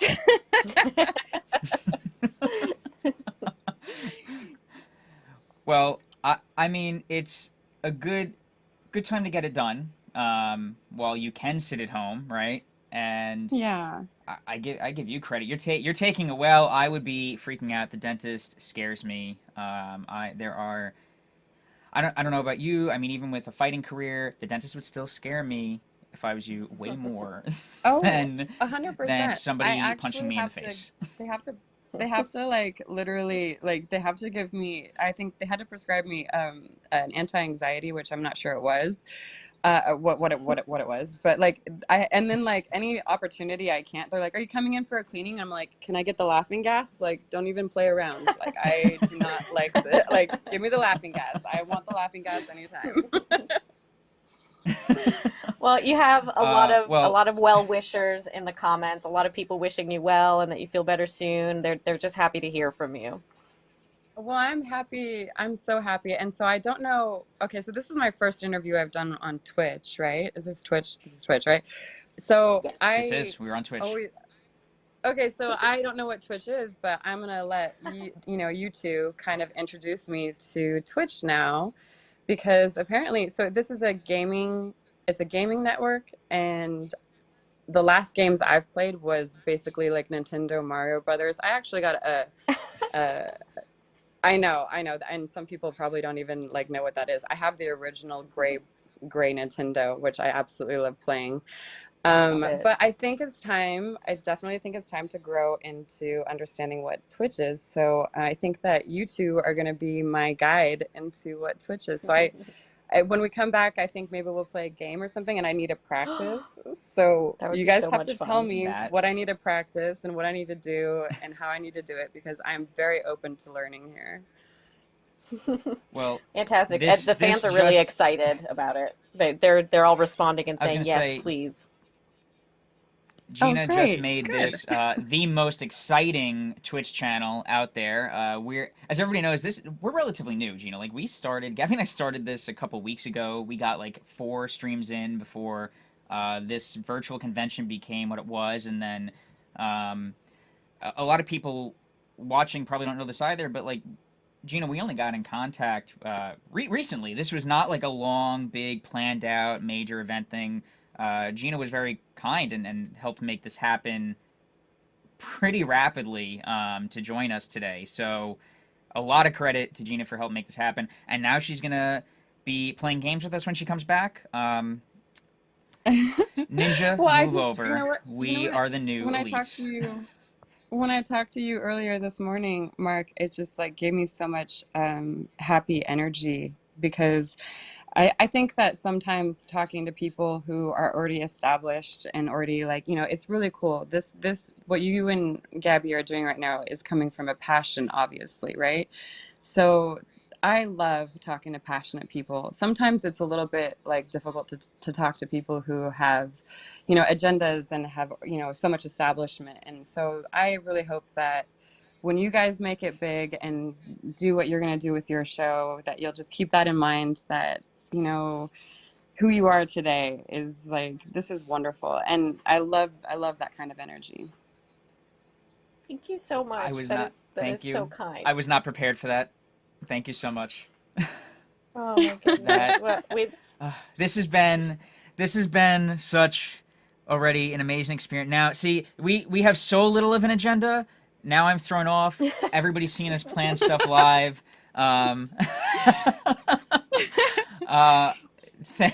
Well, now Gabby, we just have to continue. We plan nothing. Nothing gets planned. We invite people on. We're gonna invite Gina back on next time.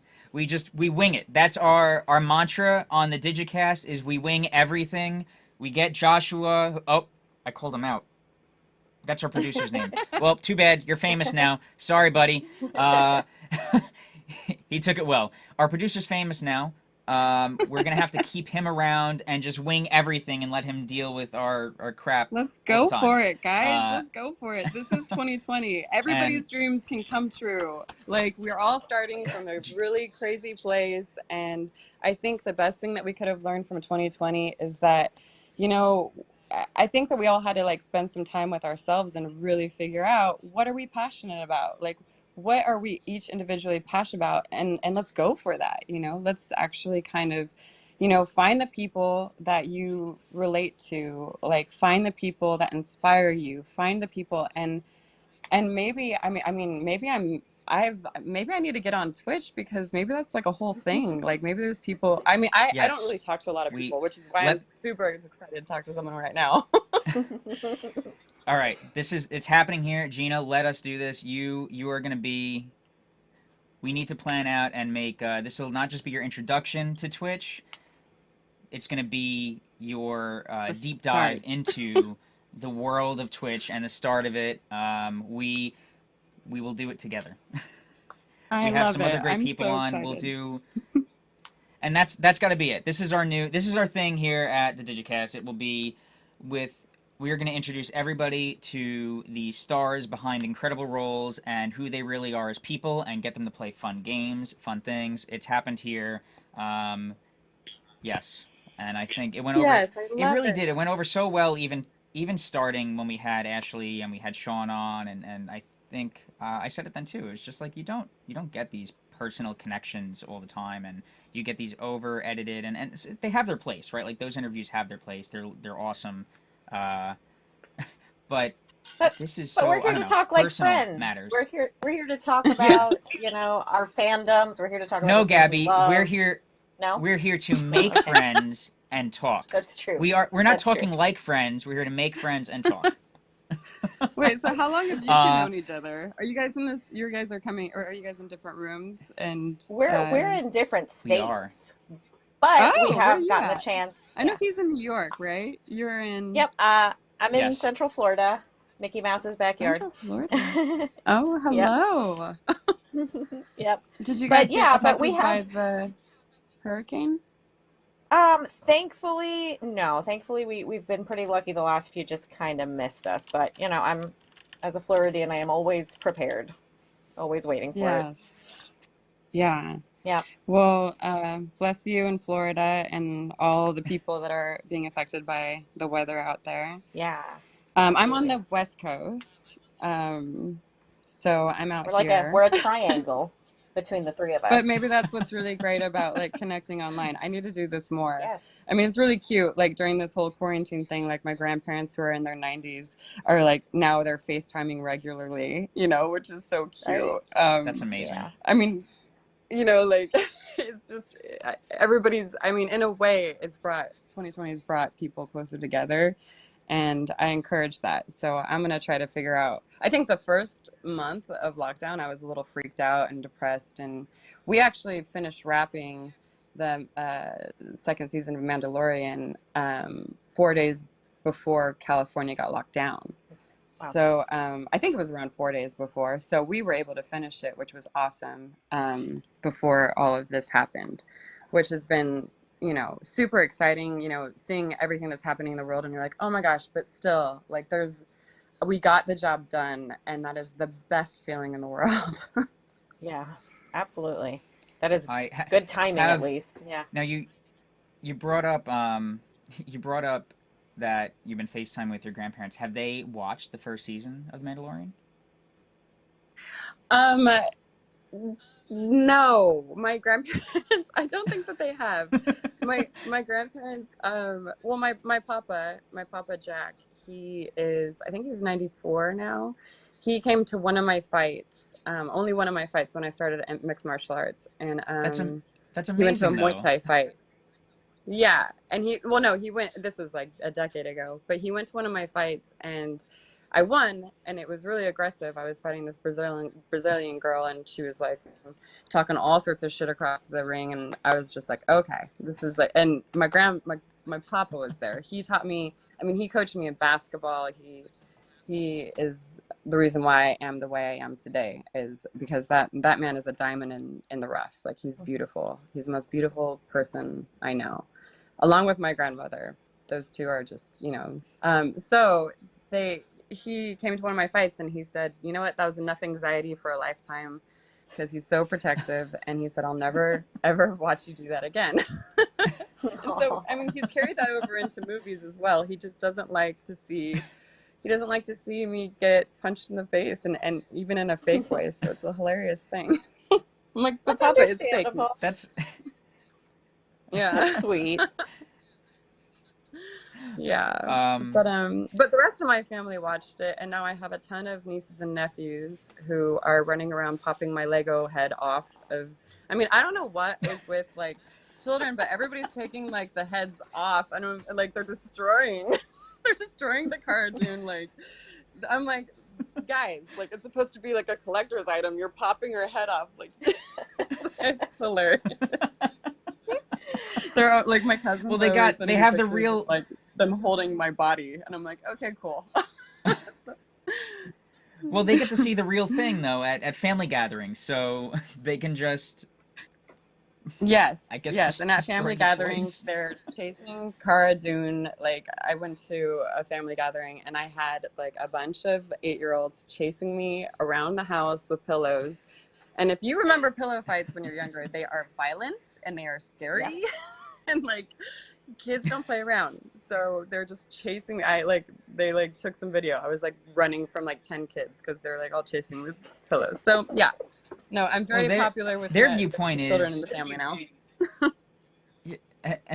Their viewpoint is, well, we've seen Cara Dune get shot at, blown up, and chased, and you could take it. You could take some pillows.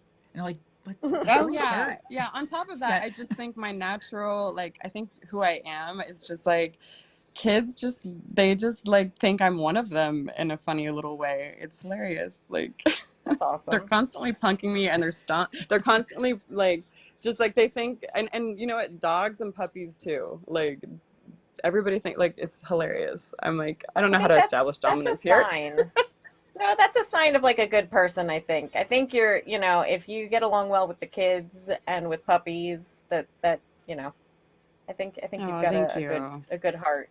They can tell. Thank you. I Puppies and appreciate babies can that. tell. the puppies know for sure. Yes. Well, Awesome. Well, I was actually going to put like the let's. picture or the video on my puppy, but I thought that would be distracting because she's like way too cute. So I was like, okay, Moonbee is her name. Moonbee cannot take this whole interview away. Moonbee. No, but maybe the next time we see you, because it would not be the first time a Yes. puppy has made a cameo on our DigiCon weekend. It's actually become a kind of a fun surprise. So I hope that eventually we can see her. What did you say her name was? Moonbee, Moonb. So I was just driving along one day and I was trying to figure out her name. And then I was like, I just kind of like, I love the moon. And then like bee popped in my mind, right? So I was just like, and so then I looked at the emojis and I'm like, oh my gosh, she can have her own emoji, like a little moon and a bee. Like her name's Moonbee. And everybody that I told love that name that. to was like, no, that's weird. That's weird. And I was like, I'm going with it. And now it's I like, love you it. look at her and you're just like, there's no other name. There's no other name. She's special. She's different. And she's Moonbee. That's so amazing. It's a unique name. So like, it's not weird. It's awesome. Thank you. Thank you. It came from like out of like, how things just strike in your mind just out of nowhere. It was like, oh, that's her name. That's it. But yeah, so I know. she'll I definitely, love I mean, it. if you guys want to do an interview with her and just have her on, because like she's her own little, she thinks she's her own little wiggle butt princess. Oh, I love it. That's amazing. So Okay, I see so what else do you want I to see talk some about? people. Yeah, there's a lot of people talking about MMA. So we have two. I promise you I would save a topic for now, but before that, let's hear about your MMA career and how did it like prepare you for your role in The Mandalorian? Did it have like carryover into that? I'm sure you've been asked that before, but I know everybody watching is going to really want to know. Yeah.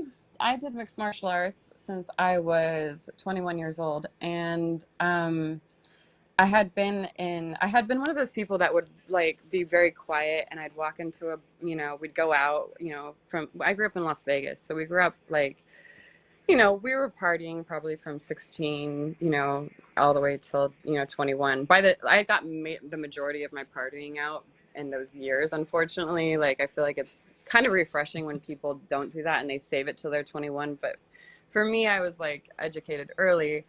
But we just been in a ton of fights in Las Vegas. It was like, a little bit at the end of the grunge phase. And I would walk into a bar and like somebody would have a problem with me in there, and I'm okay. Like, this is something that people should realize. Like, if you attack me, fine. Like, I'm not gonna, I understand if people attack another person, there's a lot of hurt going on in that person. They learn how to bully because they've been bullied, but so I know how to walk away, but like when you attack, somebody close to me, then we're going to have a bigger problem. And so all the fights that I've been in when I was younger was usually with for like standing up against bullies, basically. And I was never very good at talking shit. I could not talk shit to save my life. Like, so I was always like, okay, what's the worst case scenario here? Because let's go do that and get it over with, because this whole thing is entirely embarrassing and I just want to just get it over with. So I would end up in street fights a lot just because of that. And then I started mixed martial arts, and the street fights completely stopped. And the reason why they stopped is because I think I carried myself differently, and I carried myself with more confidence. And I also knew that like I don't want to hurt people, that's not your goal. But I don't think that's a lot of people's goals. I don't think they want to hurt people. I think they fight out of fear sometimes. So I don't know. And then I got into Absolutely. MMA and I started fighting in the ring and cage, and that felt so incredible because I could let all this aggression and fear and anger out, and I could train and I could put that towards something instead of it just, sporadically, like just going everywhere. It was aimed at something. So then when I fought, I ended up being kind of good at it. And I don't know, they've had a camera on me ever since. I've definitely taken that into every role. I think that the best thing about me is like if I go into a producer's meeting and they're looking at me for a role, they say like, okay, what is it about you? And I make this shit look real. I can make you believe that I could do this because there's a possibility that I could, So that's a very comfortable thing for me to live in. I have to say to that point, That's it, you're completely right Oh, did because I lose you guys? in the your presence on oh, stage or on stage on camera in The Mandalorian, I think embodies that. Well, thank you. Thank you. And I mean, I know what it feels like to live in that space. So I think like the whole thing in my career has been learning how to be in character and learn the other parts and learn different characters and how to live in other skin. And I have to say, living in Cara Dune's skin has been some of the favorite, if not my most favorite to date skin I've lived in. I would go to set and I put on her armor and I felt like this is right. This feels right. This is right. I love her. And, after like, 6 months of filming, you could really get tired of putting on the same outfit as I'm sure it might get tiring to put on the same outfit for a lot of people in different jobs. But for me, I just absolutely love putting on her armor and becoming her. And I'm just really grateful. I'm really grateful to have Jon Favreau gave me this incredible opportunity, and I just like I love it. yeah. I mean, it's such an incredible character though too, right? Like the character, everything about the show was incredible, but the character of Cara Dune was an amazing character. Everything about her was amazing, and I think that had to lend a lot, right, to making it enjoyable to continue to be in for 6 months plus, and whatever that it means for the future as well. And what was it like though working with John? Oh my gosh. If you're working in this business and you have a heart that's good, that wants to work, that wants to do the right things, I think that John is your man. And it doesn't hurt that he is so passionate. And I don't think that he takes on projects that he's not passionate about. I think that he gives his incredible, like his all to every he does. But what's really cool is like the man like literally sets your heart on fire. Have you ever been around someone who every single time you're around them, they just make your heart feel like, oh my gosh, I can literally climb Mount Everest right now. I could do anything in the world. And it fills you with this fire. And it's just like, okay. And he's so passionate. He'd come to set every day and he'd support every actor just the same, and he just like gives, to the point where at some points you think it's a simple scene, and it's never a simple scene. He comes and he tells you how unsimple it actually is, and he reminds you, hey, this is the world you're playing in, and the world we're playing in happens to be Star Wars. And John is he's he's just the guy you want to be around in life, let alone in work. He's an incredible. Wow, I mean, that sounds incredibly inspirational. And there's no, I don't know, I don't have any other words for that. That's I don't, I want to say It's I've exciting. met people like I've that, met but some people that like that. sounds some, but I that's believe it though, but to your point, it comes through, I think, in The Mandalorian. You know, and a lot of people in the chat, the fans are saying, you know, what John is doing for Star Wars is so great. And it just goes back to kind of what you said, you know, if you have a passion for something and you do things from the right place and you do things from that place of just passion and wanting to do something good, wanting to do the right thing next, you know, incredible things happen. And I think it you know, it shows in, you know, 100%, 100%. And what's really interesting, and I think that we can all kind of, I think we can all like learn from this a little bit, is I feel like we can feel each other. You know, we're all gonna make mistakes. We're all gonna make stupid comments. We're all gonna, you know, have different beliefs in it. But when it all comes down to it, you can really feel the energy of this like unspoken, I guess, I don't know, this unspoken energy, you know? And so when you're looking at someone and you're feeling someone and you're hearing someone, sometimes they might not be saying the right things, but I think that you're understanding them and you're attracted to them. And I think you should pay attention to that, because there's kindred spirits out there and we're all just kind of trying to find our way. And in an environment in the world where it's really kind of, you know, difficult to, you know, say exactly what's on your mind because you might be confused or you might not know or you're scared, you can always look at people and say, I know that this person's connected in some way and I really like what they're saying, so I'm just gonna just root for people. Like, I watch MMA all the time, and it's not always the people that are winning the fights. It's definitely, I'm a fan of the person because I love watching their spirit grow and watch their journey through life. And I think John's one of those people. He's proven it time and time again, and I think he's been kind of like a little bit of like, he flies right below the radar, but I don't think he's going to be able to fly below the radar for very long, because he's just so bright of a person that you just kind of, I'm glad, and I'm really glad. I'm so ecstatic for the Star Wars community because I've gotten introduced to them recently, and I think that as passionate as you guys are, you have a really awesome person, you know, at the head. So that's really cool and good for you guys. Yeah, he's not going to be able to stay below the radar because there's everything he touches, all of his effort that he puts into it shows too much, and that can't go unrecognized, right? Like there's Right? I know. It's growing. Eventually Growing too quick. it all comes through. Yeah. Yeah.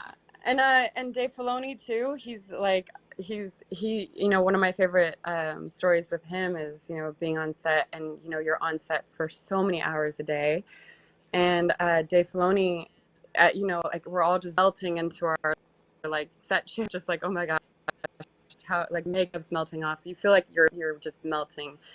And he comes down, and it turned into like this feeling of like he was just telling stories like around a campfire, you know, like he inspired us by telling us stories about George Lucas and telling us stories about Star Wars and telling us the behind the scenes. And he's like the guy that will come and tell you the stories that lift your spirit and you feel really comfortable and you just want a cup of hot, you know, hot milk or whatever. Wait, it's not milk, it's hot cocoa. Hot cocoa sounds like it's from the 80s. What?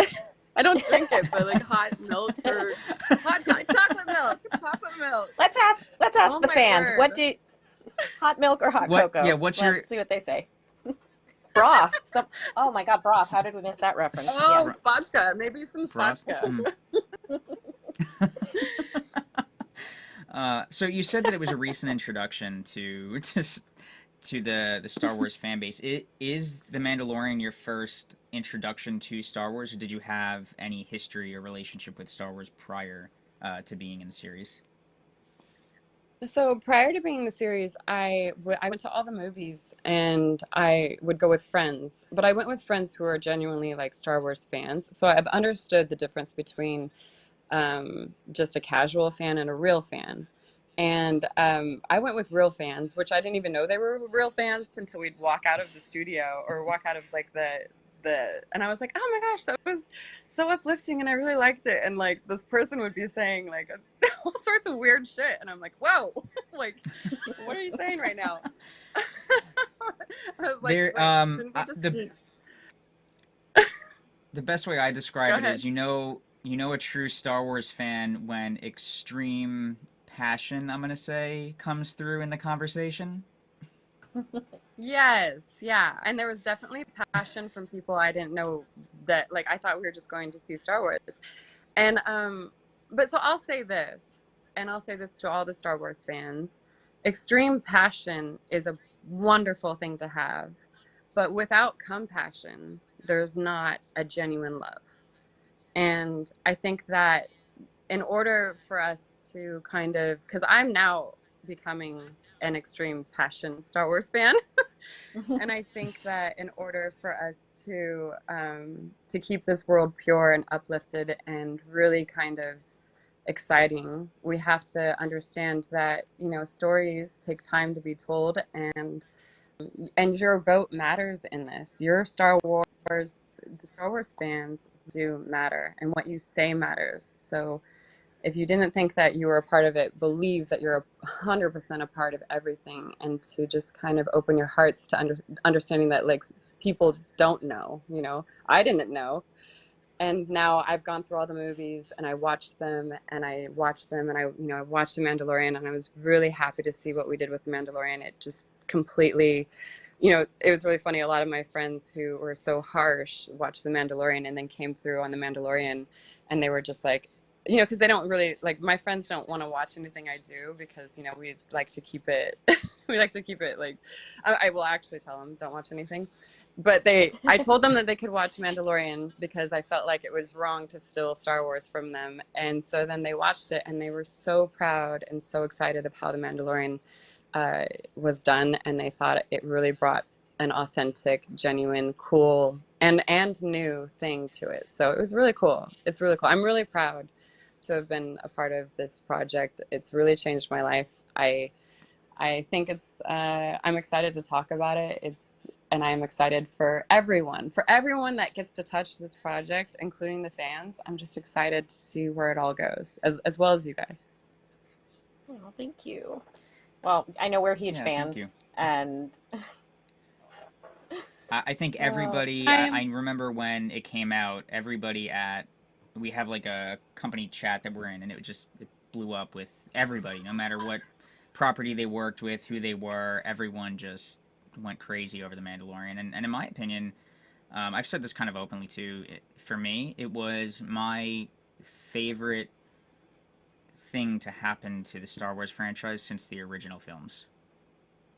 Oh, that's awesome. That's so incredible. And I know what that means now. Like, if you asked me like 2 years ago, I wouldn't have known what that means. But I feel like there's a cool little innocence to The Mandalorian, and I think that they're preserving it. And I think your guys are going to be super excited. And also, I know that everybody's always looking for spoilers, and they're always looking for this and that. But if there's anything I know, it's like, let the tension build, because it's like, if there's anything cool that's going to happen in 2020, you can guarantee it's going to be The Mandalorian, and it's going to be us being excited about it. And I think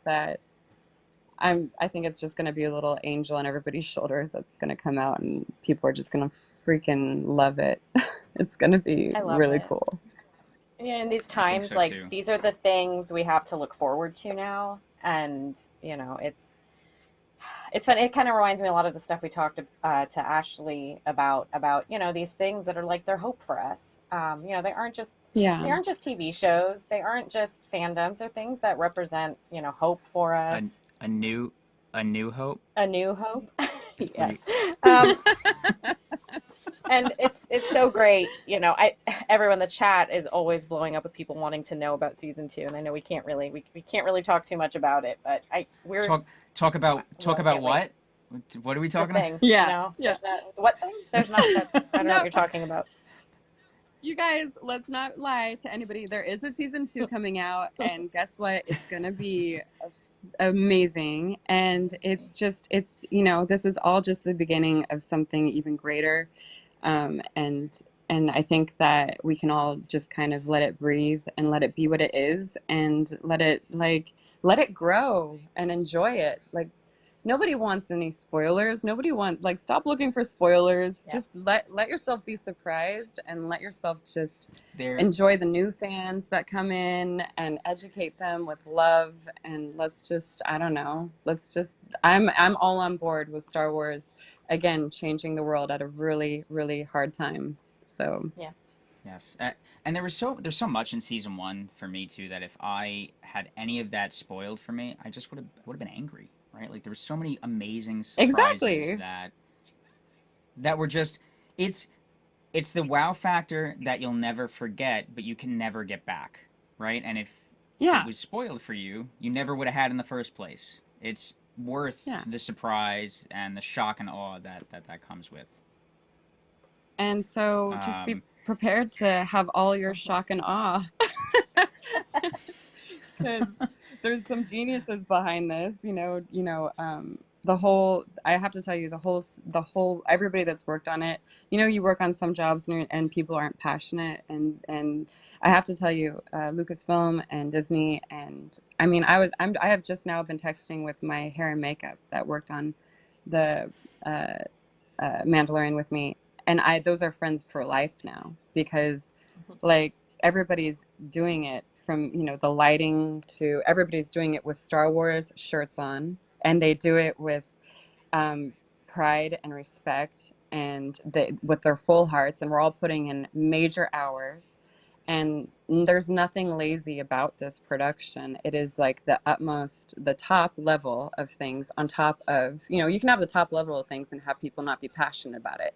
And the people that are the people that work from every level on this production are passionate, and they're wearing Star Wars shirts, and they are probably listening to this interview right now. And if you are, I want you to know I love you all. You worked your asses off. I'm so proud to have worked next to you. And this is just like, I'm just super excited, and I can't wait to see all of your names all over the place. Well, I mean, it shows 100% in the series, the passion and like you said, the compassion for all of it shines through. I think, and it's obvious from the fans. There's so many that I've only seen great things about the Mandalorian, so I think that shows. And the Star Wars fan base can be a tough one to please, but I've just seen universal happiness surrounding the Mandalorian. I think people are just tough to please, and I'm definitely okay. I'm definitely okay with people having opinions and everything. Like, everybody should have the freedom to have their opinion. I think I just think you can't stop good energy, and so I think a lot of people are hateful because they're the people that have lost the most hope, and they may be the people that have been bullied before, they've been hurt the most. And so, and understanding when people are being hurtful to you, I've understood that these people are just really hurting themselves. So maybe just just continue on what you're doing, and continue on your perspective, and continue on bettering yourself, and nobody can take that away from you. So I'm super, like, I'm in this, guys. I'm so excited. I hope that this is kind of the, Star Wars has changed the world of film before, and I think that's what's really cool, is there's a theme that it's changing it again, and I think that's really kind of a cool theme, because it's past, it's happening again. I think this year can be a good year for The Mandalorian, because it just changes things. Absolutely. Yes. So everything you say is just, I mean, like, there's nothing left to say. Like, it's just, it's hitting in all the right ways. Like, it's perfect. I want to reiterate to everybody. I just want to reiterate to everybody listening that, again, we didn't plan this, and when Gina and I spoke this morning, we even talked about the fact that we weren't going to plan out how the conversation went. So we had a couple little talking points of things we knew people wanted to know, and that really was it. So everything that Gina is saying is off the top of her head. So these it's quotable, inspirational things that. This. So everything that Gina is saying, all of these quotable, I would attend your inspirational TED talk. just I would read your I would read your books. So, if you go into Oh, if you guys. go into like the motivational speaking, I'll be your number one fan and subscriber. Oh And no. And by the way, I don't even want to like come across like I have my stuff together. I think that my thing is we're all the same, When it comes down Yeah. to it, the big stars that you meet and the big, the mailman, every single one of us are equal and we all have our part to play in this. And I've known that, I have two grandfathers that built up two wonderful businesses and they treat all of their employees like they're the same on the same level. And so I think that's something important. I've always taken that with me, which is why when I go through like the the Comic Cons or like I just like I want to give everybody a hug. I want everybody to know, like, what I'm doing right now is because I think that I was with certain gifts and I took, the right steps to get here. But every single one of us, like what you two are doing right now, is you're learning this whole new phase of, you know, I don't like podcasting or I don't know what you call this, but but like this is I don't even and know look if at who Gabby and you're I know what to call doing. it. yeah, no, we're still figuring it out. You're finding your voices. You're Um, finding your voices and you're giving people an opportunity to come in and talk to you. And that's really cool. And you guys have somehow attracted this and are now going to hopefully just keep going with it. I think after this event, which has turned into something much bigger than either of us anticipated. Yeah, the plan is to keep going. And one of the things I want to say that echoes what you were saying too, Gina, like um, there's a lot of hard work that goes into all of this, like the Mandalorian, and even what we're doing today. We have our producer, but then we have an entire amazing team of people that have helped us with every property that we represent. We couldn't even go through all the names, unfortunately, but there's just I know Gabby and I are so grateful for everybody that helped organize this because we wouldn't be here with Gina unless it was for you guys too. So it's everybody at Tops that really gave us the opportunity to even do this, and can't thank everybody enough because this Yes, incredible thank you, interview and Tops. interaction is only possible. Yes, and thank Yeah, you. Thank so you, Tops, for attracting two really sweet-hearted people that I think are I think you guys are just gonna like kick ass. So just keep going. I'm gonna definitely figure out Twitch now and have to tune in. But I also follow you guys both on Twitter, so I'm gonna be sending you guys kind of questions on how to do things. absolutely. Uh, th- Anytime. if we didn't have motivation to keep going, which we did, but if we didn't, this right here would have been enough. I'm so Twitch pumped. streams with Gina. Yay! So Good. Gina, Everyone, I everyone, promised I keep would, going. yes, and I promised you that I would save this story. So before I forget, I told you I would bring this up. Yes, why did Um, you not, what happened with your MMA experience? Tell me.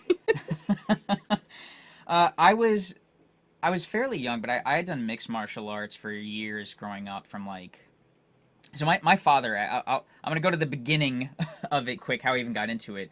My father Yeah, did yeah. MMA for a long time when he was younger, and I always looked up to him. I was just like, oh my god, martial arts are awesome. I grew up watching Bruce Lee movies and um, actually really Bruce Lee movies. I grew up watching tons and tons of Bruce Lee movies and idolized him.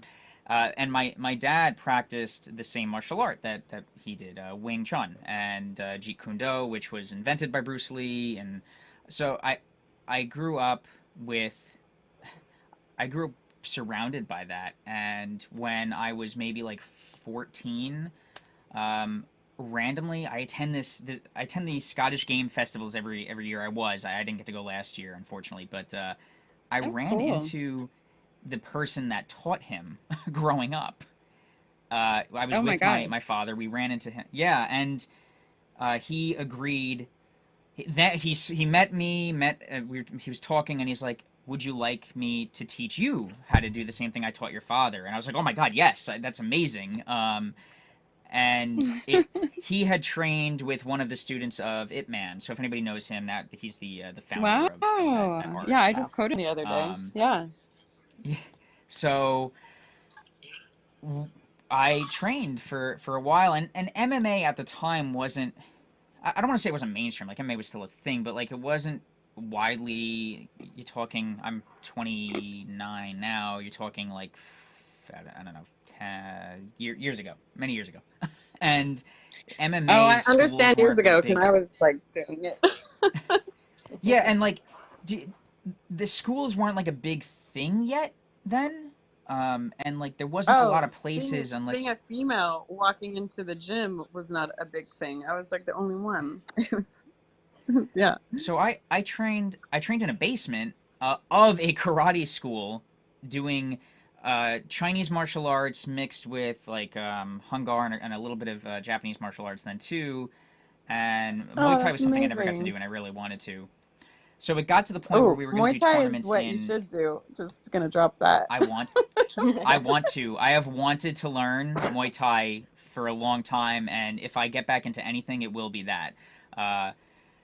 So long story short, because I want to hear from you more and not talk about this the whole time, but we were preparing to go. I think I was like 17 at the time. We were preparing to do tournaments in Chinatown, so we were doing mock tournaments in the gym, but we were full practicing, so there wasn't any protective equipment or anything, and we didn't really have enough people to do weight classes. So I was against somebody who was much larger than I was, Yeah. and I went to kick. And they were taller than me, so I couldn't see that I couldn't telegraph that they were also kicking at me, and I kicked I side kicked their knee as it was like bent, so it acted as an ice pick on my shin and snapped my shin in half. No. A little bit before we were playing. Mark. Yeah. Oh my god. The worst You were one of part, those? the worst, Oh. the worst part of that was I was in a wedding the next weekend and had just promised the bride that I would not break anything when going paintballing that day. So I missed paintballing, broke my leg, had to have my Aw. suit specially tailored, and limped my way down the aisle and on the dance floor at 17. And Oh my that gosh. I tried to get that's back like in. a nightmare. I tried to get back into martial arts years later, and it wasn't the same. I had the same. I loved it still, but just getting back into the flow wasn't the same. And then I got into the entertainment industry, and now I'm at Tops. So I love doing this so much that I would do it casually, but I don't think I think my days of looking at it as a career are probably over. Well, but I love what I you've do. probably seen so- those. You've probably seen those videos where, I mean, because it happened to you, and that's insane. Because I've seen the fights where like somebody kicks and they get blocked, and their shit just snaps in half, and you're like, oh my god, like what happened just now? and the whole thing is like, I think it's just kind of like physics at some point. Sometimes when you just, I don't know, some people's shit just snaps, and it's weird. So I'm sorry that happened to you. Absolutely traumatizing. But you're right. Like it was fighters are unique. some of the most impressive people, and a lot of people around me are fighters still. They're some of the most impressive people because they, you really have to love, and that's what I think that's where I think I've like grown to be the person I am. Is like I wasn't fighting for attention. I was fighting because that's the only thing at the time that really made sense to me. It's like I wasn't listening to, I was going to college, and I was like, what the hell? Like, I'm not learning anything here. And then I was going to, family dinners, and it just, nothing made sense to me at that age. And then the only thing I responded to was having to face another person in a cage or ring, and having to look across and know that everything I've done in the last couple months and to prepare for this is going to show up in this ring or cage at that moment. And that's like a responsibility I think that people don't understand. It's like everything you're doing today is preparing for you for whatever cage or ring that you're going to step into. And a lot of people are out there doing a lot of things right now that they're going to look back on 5 years from now, and they don't think that shit's going to affect them, but it's going to, because it comes full circle. And I think people should really understand, they should really understand what you do today, how you treat people today is is going to come around someday, and there's going to be a mirror in your face, and you're going to have to face that. And I don't know why more people don't talk about that, but maybe it's because, I don't know, most people don't know what it's like to have to stand across the cage. You're basically looking at yourself. All you have is yourself in there. It's I'll say it's humbling, right? Especially when you're facing somebody that is maybe more experienced, or at least in my experience, when you're up against somebody who has more experience than you, or even when you're first starting and you're training and you can see all the effort somebody put into themselves to get to where they are and the skill set that comes with. I remember getting back into it and training with people who, even just doing the exercises, you want to talk about pain. The people who have been doing it for years and never dropped their training and just kept going. I remember just doing even like warm-up exercises with them and be like, just ow. You could just, you feel all the effort that they put into it. But yes, so that is my MMA story. And but you know what? You got in there.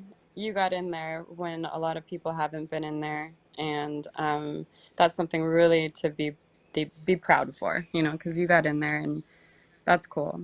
So I'm not saying that everybody should rush out and, like, you know, jump in the cage or ring or get in fights. I'm saying, like, there's something really, really cool about facing. Like, honestly, I get nervous for every interview. I got nervous for this one, and it's not something that I usually do. I don't do a lot, but I want to, because I feel like I want to communicate to people, but it makes me nervous, you know?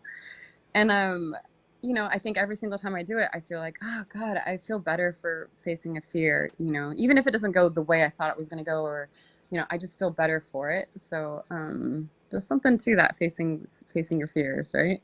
Absolutely, yeah, and not only that, but to also, you know, to speak so openly and just kind of be vulnerable and talk about real stuff, like you blessed us with, like, some really real stuff. You know, I know those feelings. Everything you're saying, like, resonates with me, because I know that feeling exactly. But I think there really is something to be said, like we said earlier, about just being genuine and just coming from a real place. It can be scary, but I know it's you know, all of this. I'm the kind of person, it took me a long time to kind of just get comfortable with being myself, kind of always being afraid of maybe saying the wrong thing, kind of wanting to rehearse everything and say it perfectly. But, you know, it's hard, and I don't think it's worth it in the end, you know, like, just be who but you know you are, what's, like, even corny better? as that sounds.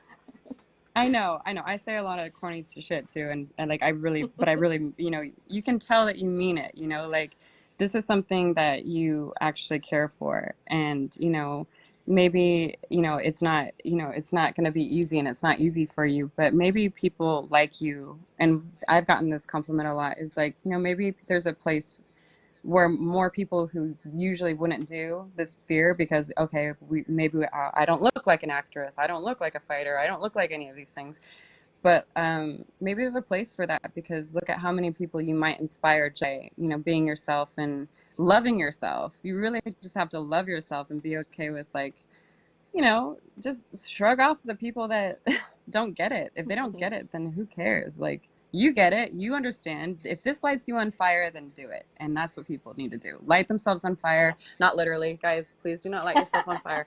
But, like, you know, like, do the things that, like, really light your soul on fire. And that's gonna make for a better world for anyone, no matter what happens for the rest of 2020. If people are doing what's passionate, they'd be better for it. And also, I want to say,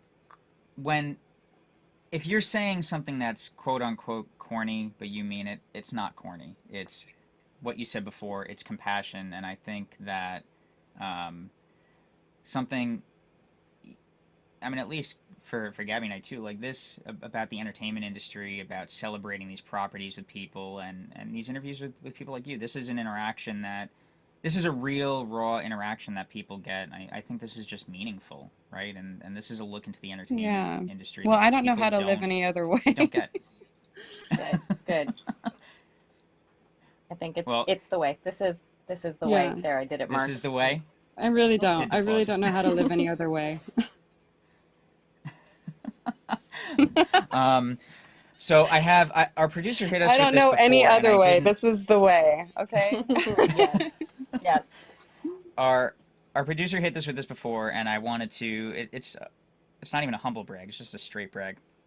But earlier, I shut off my background and asked people to do a. Well, somebody asked if I could shut off my background to do a green screen, and I did, and then we got a tweet that I love that somebody put me in a Star Wars card, um, and I want your feedback on this, Gina. Look at that. Oh.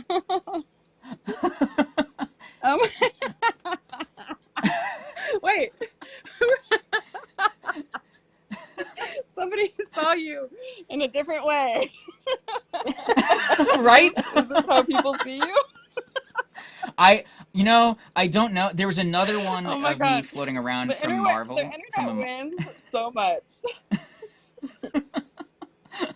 So, what do you think, Gina? Can I make it into the next? Do I look the part for season 3 whenever that happens to Mandalorian? Do I have my part? I think with some hair and makeup, I've got the connections. With some hair and makeup, I think that actually it's really cool. They do hire people that are passionate. They hire actors and they hire people that are passionate about Star Wars. So, I mean, the more passionate you you heard are, it. I mean, I You like the heard it here. cosplayers Everybody out listening. there. Oh my gosh, Mhm. the amazing cosplayers out there. I didn't even know this existed before The Mandalorian, but after The Mandalorian aired and all the cosplayers, I have to give a special shout out to my Cara Dune cosplayers, who are just these. I feel like they're my kindred spirits. They're out there. They've gotten the outfits down to the T. Like it's crazy. And they're just beautiful, beautiful hearted. You can feel their soul. You can just feel the heart they put into what they're doing. They get the hair, they get the makeup, they get the outfit down, which they've never even maybe they've not even seen in person. And it's like I'm so bummed that Comic-Con and like Celebration and all these different things didn't happen because I had plans for a little Dune army, okay? Yep. That just means I want there's to more call it too. time I saw. to build the army, make it bigger. Right, right. When we finally come back. That's what's gonna happen. I saw some of the Exactly. I like cosplay. that. I saw some of the cosplays on your Instagram, and also I want to call out too. I got the chance to meet some of the people from the. I think they're called the 501st, which is a cosplay group for like. They do Oh, the yes. Stormtrooper No, cosplays. They do like Mandalorian cosplays. I believe I worked with them. Yeah. And I know I think they made an appearance, right? And maybe I'm wrong, but I think they made an appearance in the Mandalorian potentially even. Yes, on the So first season they it's- did for sure. Yeah. So it was that. I mean, that's amazing. It doesn't get more passionate than that, right? They're dedicating all that time and effort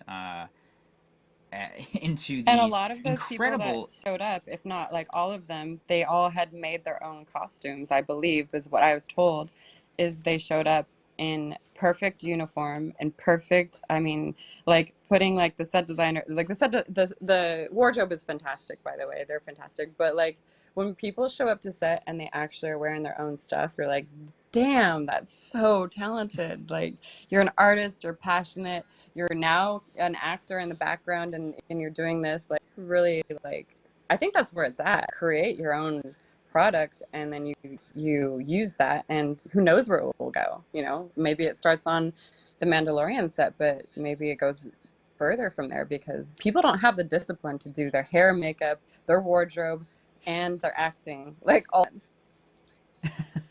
I think, you know, Absolutely. all of that from the right there.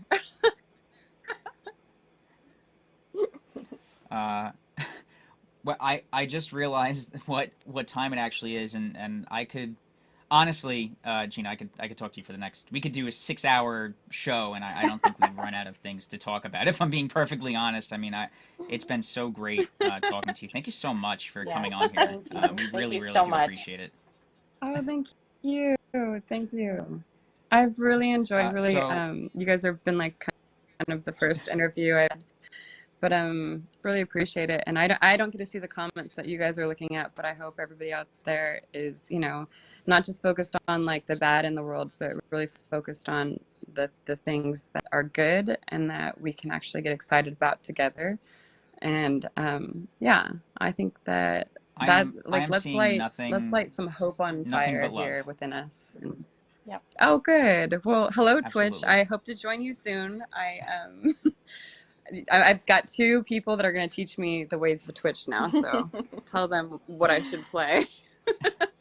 You have a lot of well wishers, We- people telling you that they love you and that we're so happy to hear from you. They want you to feel better soon. I love you And back. yeah, I love and you back. I feel we'll- that love. yeah. Yeah. Thank you. So, We'll have you Thank back you here guys for soon, having Gina, me. Yeah, of course. And we talked about this earlier. Gina, we have the I know you heard some piano playing when we were going through our conversation. That was Livingston, who is going to be on next. He's going to be doing a live performance from home for us. He writes beautiful music. He had something recently blow up on social media, specifically on TikTok, and he's going to be playing next. So if you liked what you were hearing before, join in on Twitch after, pull it up, and you'll be able to hear him. So that could be your first jump into the Twitch scene, is listening Yes. to Livingston. This will be so, my introduction, Gina- is to listen to Livingston. And I absolutely think it's super appropriate because I love listening to piano music from the moment I get up to the moment I go to sleep. And so I'm super excited about this, actually. So I'm going to, do I have to re-log in, or can I just push the link? I can just push the link, right? Yeah, I think if you just open the link from earlier, Yes. the I will, link that's I will on Twitter. even. Yes, right after this, I'll make sure that you have it. I'll message you the link in our. We're gonna have a quick break, Okay. so in between that, I'll shoot you a message and you can make sure that you're in. So Gina, Okay. thank you so much for joining us Thank for you, Gina. DigiCon 2020. Thank you. Hey, I love you, heard it guys. here. I love Tons you of all out inspiration. there. Love you guys. We'll see Thank you with so Gina much. soon again. Thanks for Gina, we'll having see me. you soon. Thank Bye. you. Bye. Bye. Bye.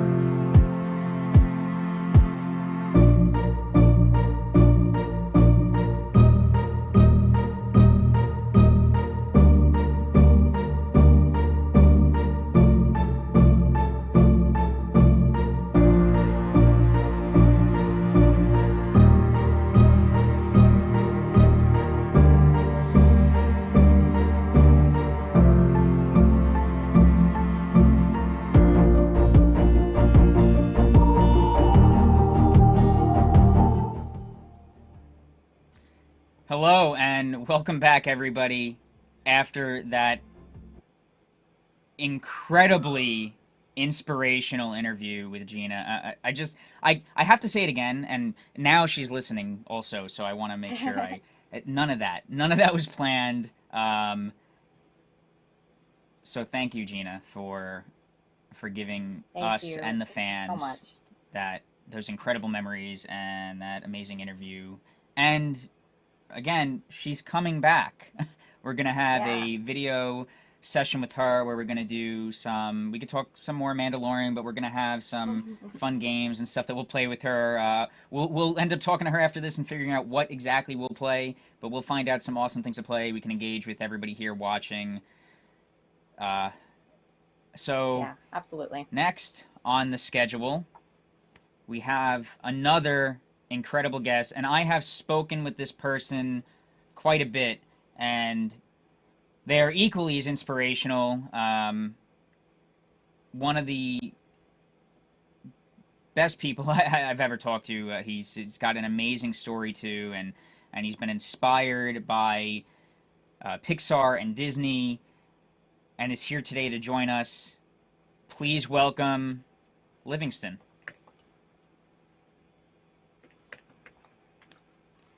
How's it going, guys? Hi. So sorry. Could How's you it going? ask Josh to give your input to my ears? Because I could hear, it's weird, I could hear Gina when she was doing her interview, but now I can't hear you guys. And I was like, I'm about to go on. Okay, we'll fix this in a Josh? sec. There we go. Josh? Gotcha. Audio in the... I Yes? can hear you guys Okay, now. Gotcha. perfect. Okay.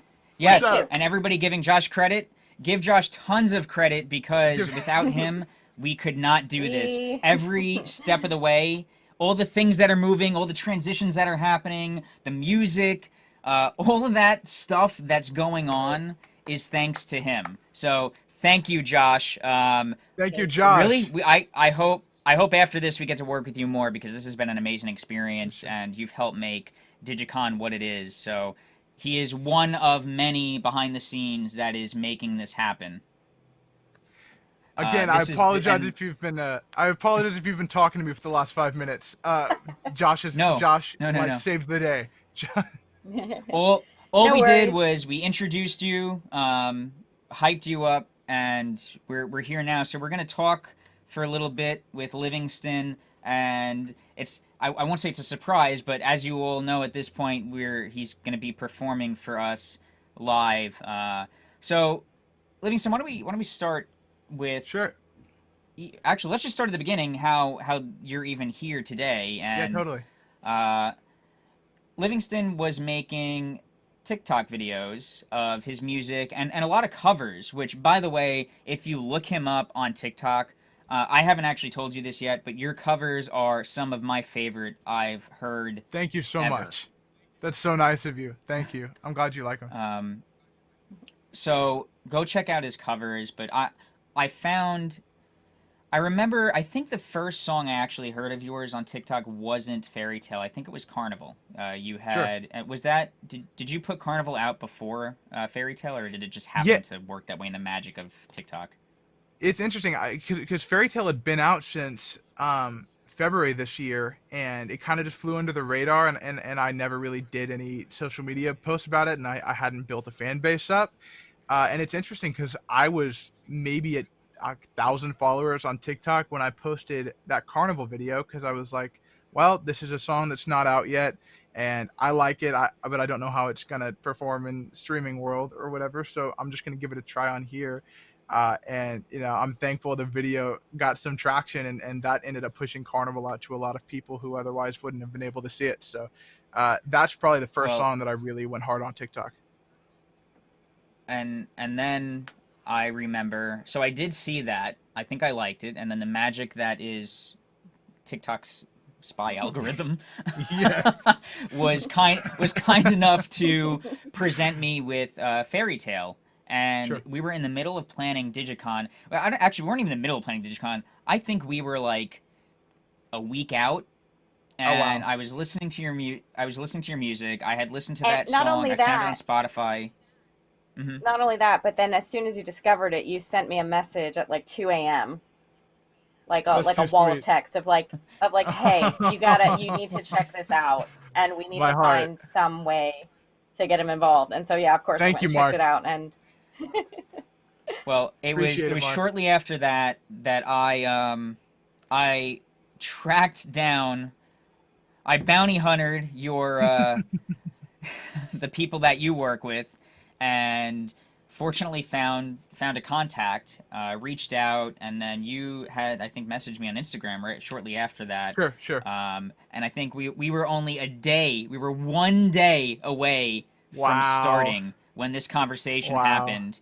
And I messaged in our planning chat to Sure. Josh. I was like, so I got a surprise. What if, and I'm not really asking, but what if we had a last second final musical performance? And he's like, recorded? I was like, no, live.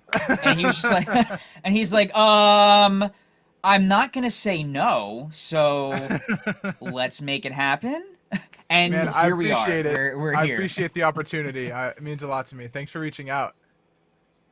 we have a lot of course. people in chat. Like I said, yeah. I was just going to say we have a lot of people in chat that are telling me that we've got the entire your entire Discord staff is here. We're What's up, supporting guys? you here. Exciting. Good to see you all today. I hope you're all holding up well. I'll hop on the server in a little while. Good to see you. Well, after this, I'll send it to Gabby too. We'll try and we have a couple meetings after this, but I'll even try and hop in Sure. with you. We'll have an after party. We'll talk Sick. about this After and, party. We and hadn't even talked about what's that. next. Love it. We I would love we had not planning it right this second. to. That's how we Spontaneity. roll. We wing it. Winging it. Well, we promised Gina that we would just keep winging it, so now we kind of have to. I love that energy. Love it. So It's been the energy wanna that talk- we've carried through the whole weekend, and everybody here in the chat is also saying that you are such Livingston, that you are such a genuine person, that you are so That's kind, sweet of them. and that you speak and sing from the heart, and that has also been like the theme of this weekend. We didn't know much I love that. when we planned this, but everyone we've had a chance to talk to has kind of brought that energy. So I think that is the theme of this weekend, and this is such a perfect way to kind of end it. It's a we've great way set to a go really about it. We've set a really high bar and are about to end on a really, really high note and setting that high bar because like Gabby said, every person in here, every conversation we've had, this entire convention that we've had so far it's a passion project of Tops that blew up into something bigger than any of us could have expected. And the entire way through, with everybody who's joined us, starting off with Ashley, going to Sean, who is literally just a fan and came on just as a fan, to cool. Kevin John, who's just a fan, to everybody. We asked Preston, who's a fan and involved, and Gina, and everybody. Just major passion through and through from day one to the final day has been nothing but people who love what they do, who love what everybody else is doing in entertainment. And you're a big part of that too. I mean, Thank you so much. He said, just so everybody who's watching who doesn't know Livingston yet, when he said he got a little popular on TikTok from 1,000, that is an understatement, right? Let's call it for what it is, and your song Fairy Tale has over 1 million hits on Spotify. You have 400,000 plus followers now on TikTok. You have a Discord that keeps growing.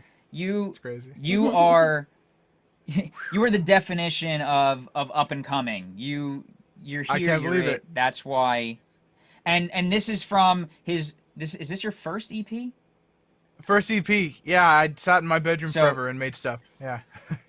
So expected his this. first. This is on his first EP. Lighthouse. Lighthouse. Yep. Lighthouse. His first EP, Lighthouse. Again on Spotify. You can go listen to it right now. I don't think it's that often that somebody who's going into the music industry gets to say that their first EP has such popularity behind it. And You've done some incredible, incredible writing of your music, of your lyrics, and specifically the one that we're going to highlight today, Fairy Tale. Can you talk about the inspiration that's come from Disney, from Pixar? Totally. I mean, the song is focused around Pixar characters and their journey, but I want to hear out of your mouth Totally. and, in general, all that inspiration. So first of all, I really do appreciate the kind words. I mean, it's so nice of you to recognize what I'm trying to build and to reach out, despite me, definitely not being a known person yet by any stretch. But I'm glad that you like the song and the music. And sure, so Fairy Tale, it's so many different things to me. It's a song that changed my life very unexpectedly last year. I wrote it near the end of my junior year of high school, and the derivative emotion that I always wanted to write a song about this. I grew up getting bullied in middle school and not really having a place and not really having a crew that I resonated with, or people that understood me. So I would dive into video game storylines and movie storylines and these really multifaceted, otherworldly escape things so that I could distract myself from what I didn't want to address in the real world. A huge part of that for me was Disney, because the worlds that Disney creates between Pixar and between after the Marvel acquisition and Star Wars, these worlds are so multifaceted and they're so detailed and they're so complicated in such an enjoyable way that it allows you to dive in and really lose yourself in those worlds. And I think the best part about it is not that escape, it's the fact that these stories are derived from truly meaningful emotions, and it's not two-dimensional, and it's not something that you can read on the surface. It's something that a 5-year-old can enjoy the same as a 30-year-old, and it's something that is derived from really powerful human emotions that everybody feels, which is why these stories that are so complex have the ability to resonate with so many different people and so many different demographics. So I would find myself as a kid getting lost in Pixar movies. I was born, I think 5 years after, 6 years after Toy Story, which still blows my mind that something, that was such a big part of my childhood, came before me, but felt like it was out as I was growing up, because it defined such an important era of growing up in suburbia, not finding a place of my own, not having anybody that understood me, but having storylines of really, really relatable characters and plots that I could always find a home in. So I think the way that ended up combining with the idea about fairy tale, which is, you're always going to have an imperfect hero. As much as you can lose yourself in these stories and in these other worlds, you're going to have to come back down to earth. And it's a really difficult reality to someone like me who didn't want to do that, and who that wasn't natural for. It was natural for me to stay in fairyland and deny the fact that I had to come back to earth and deal with actual difficult things that I like to pretend didn't exist. So the idea is almost a satire, right? I try to forget the fairy tale lies because it's all that I've known. I try to forget these stories of the perfect hero with the happy ending and Mr. Incredible not being invincible, and Wally finding love, but he's a robot. Like, that's not realistic. So in some ways it's a satire of Disney in the way that it's both so appreciative and so sad that about these storylines, because it's so appreciative that they impart these really meaningful emotions to us, and they show us love, and they show us empathy, and they show us character, and they show us perseverance. And it's so difficult that in the real world we have such a hard time landing on a happy ending, so much so that we have to go back to these stories to remind us what nostalgia and youth feel like. But I think one of the things that Pixar and Disney accomplish so well in their storytelling, and what feels like is even echoed here in your own story, is that through that perseverance of difficult times, and it doesn't, even when you have the representation of like a superhero or a character that feels extraworldly, and then they're depicted in a kind of subtle, realistic tone, these characters go through struggles like everybody else, but they achieve incredible things through those struggles, through the Right. hardship, through whatever pain they might experience, Sure. and they persevere and they come out on top. And I think a lot of the lessons that we can get is when you push through, and even when you have your downs, you Sure. lift yourself back up, and you either, whether the lesson is to rely on the people around you to help you lift you back up, or pushing through on your own, self-reflecting to put yourself in a better position to succeed. I think they do such a great job at, in an entertaining way, framing Yes. these life lessons for us. And from what I've heard from you and what you're describing now, that's very much your story. You are the embodiment of a Pixar and Disney story, and you're in the middle of your story coming up to greatness from Thank hardship. you. And that I mean, that's one of the reasons that I wanted you on here as well, because after we got to talk, it's a perfect embodiment, in my opinion, of what the lessons are that we get from Disney, from Pixar, Sure. from all of these films. I mean, there's always those lessons there, and your life is an echo of what those lessons are meant to be. Well, thank you so much. I mean, they mean so much to me. So the ability to bring that to a piece of my own art and pay homage to that is a big blessing in and of itself. So thank you. Now, am I correct that you've recorded this from your bedroom? Like Yeah. you've done. Oh my God, that is Yeah. impressive. I mean, I'm not necessarily proud of it. Like, I would have loved to go record in a big studio, but Sure. didn't have money. I know High school kid. Yeah, no, I know the feeling. You- Mark and I are currently, Right. basement life, and No, but this is super professional. The whole setup you guys have. You might as well be lifelong streamers. I mean, it's super but you well know done. what I mean. It's in your story too. It's making the best of what you have. Yes. And it's doing what you can with what you have, and not letting the circumstances stop you. You know, it's so easy to be like, well, I could do that thing if money, time, space didn't matter. Right. But or we can just try to make the best of what we have and make it work. Right. And I think you've done that. And I think, I mean, I'm incredibly impressed by that. And I think that's probably also what appreciate resonates with the fans and everyone. Thank you. I think it I think that's definitely true. You have to work with what with the hand you've been dealt, and I can't complain. There are so many amazing parts about growing up with a support base of a family, right? Many people aren't afforded that, so you have to take what you're given, appreciate what you have, and I realized that something I did have, thankfully, was like a little background in middle school video production and learning how like applications worked and how editing and timelines and structure, and growing up in the school band, like these little things that outside of themselves aren't that impressive, but if you try to combine the things that you've been given and the things that you've spent time learning, it's really fun to do something by yourself and to learn a new skill and to learn something completely homegrown. And it was that EP that was done in my old bedroom with a couple $100 of equipment that I saved up a year for, the most professional thing in the world? No, but it was from my heart, and it is what I enjoy doing more than anything else, and it is more me through and through than going to any studio and having 5 layers of different human beings diluting what the purest authentic form of what I can say would be.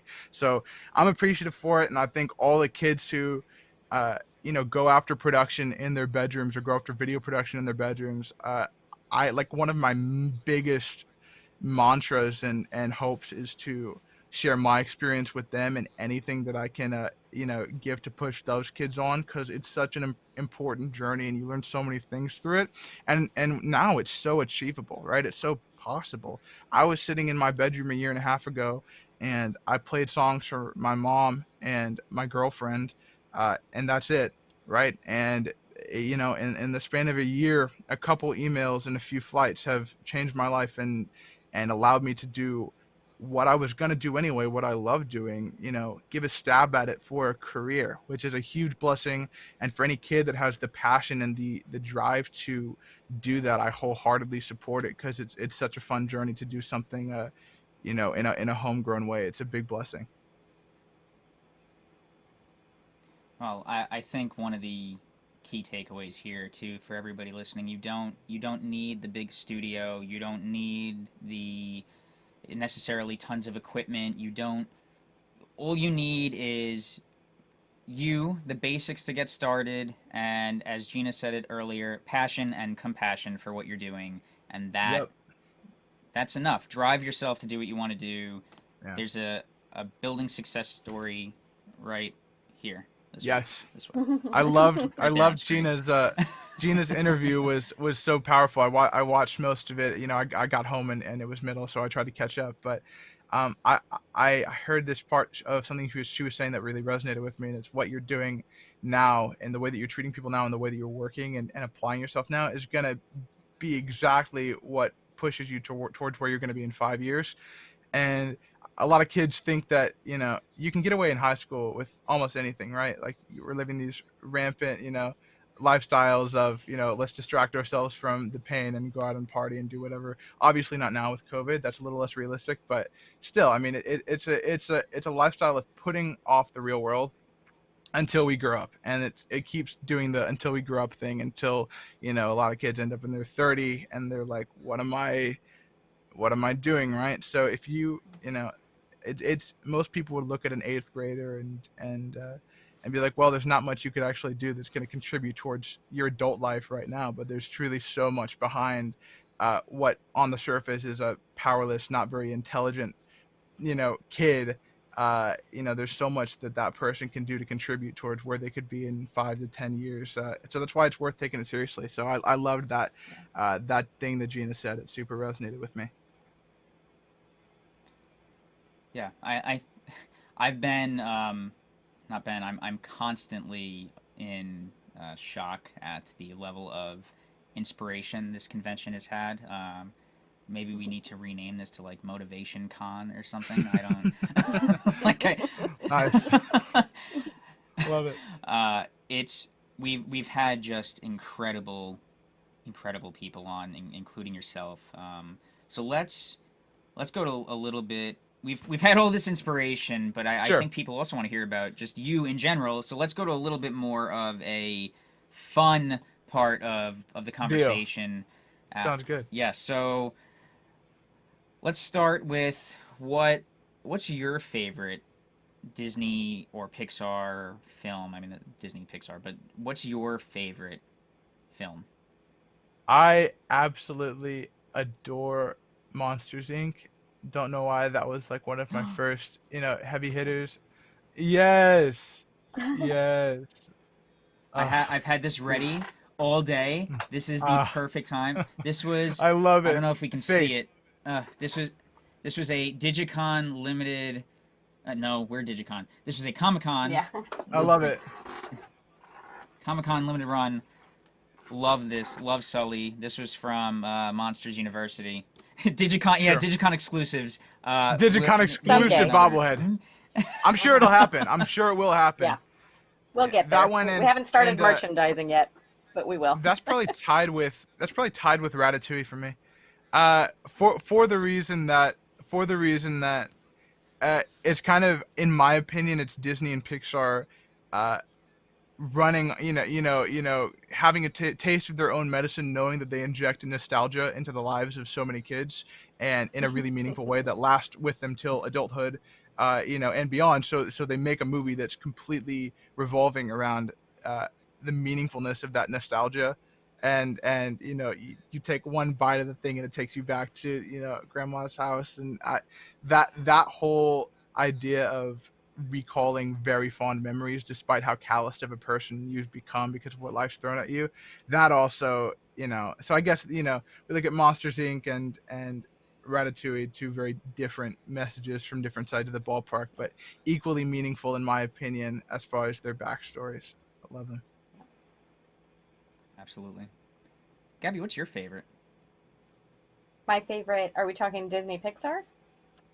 Or just Pixar? Let's just out of both, or give us two answers. Give us the Pixar answer and give us the Disney answer. What are your favorites? Ooh, Pixar is tough. I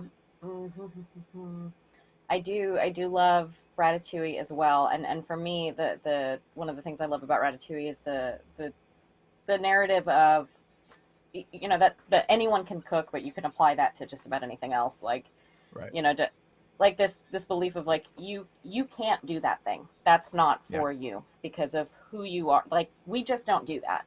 And kind of overcoming that and saying like, well, why not? Like, what's stopping me, or you know, what's stopping me from pursuing my dream or what I want to do. Right. So I love that.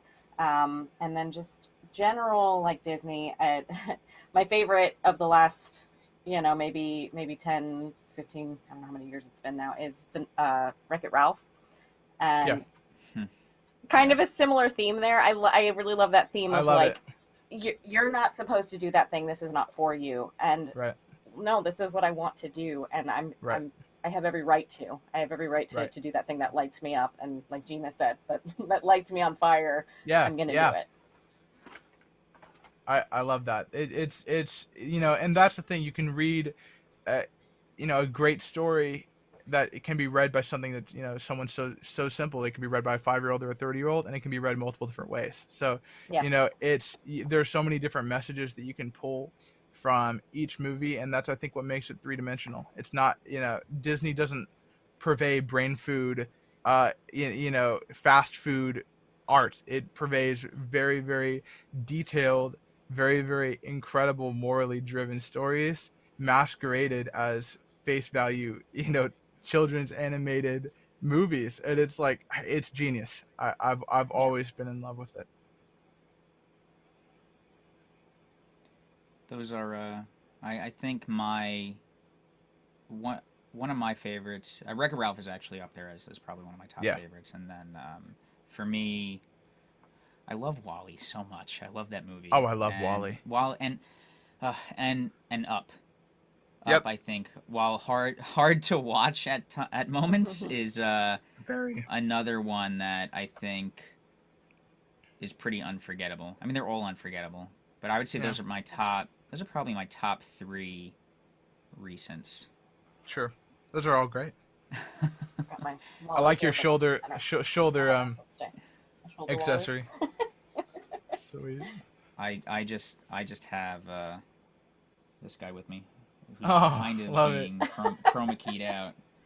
Little bit I was gonna say that. I was gonna say that's not the color. Little Tops branded. You got the limited edition. Yeah. So tell us a little bit more about when you go into writing a song. I mean, what's the creative process like for you? Sure. When kind of, do you have this place where you feel like you're gonna start and then you go, Right. or when you were working on let's start with Lighthouse, since that's your first EP, Sure. right? Yeah. What was the thought process that went into Lighthouse, and then each song with it? You know, Lighthouse was so interesting because I never had any idea of what it was going to become until the very last stretch, where I think the few songs that were actually directed towards a project or an aesthetic or anything were Fairy Tale, War, Carnival, and Letter to Time.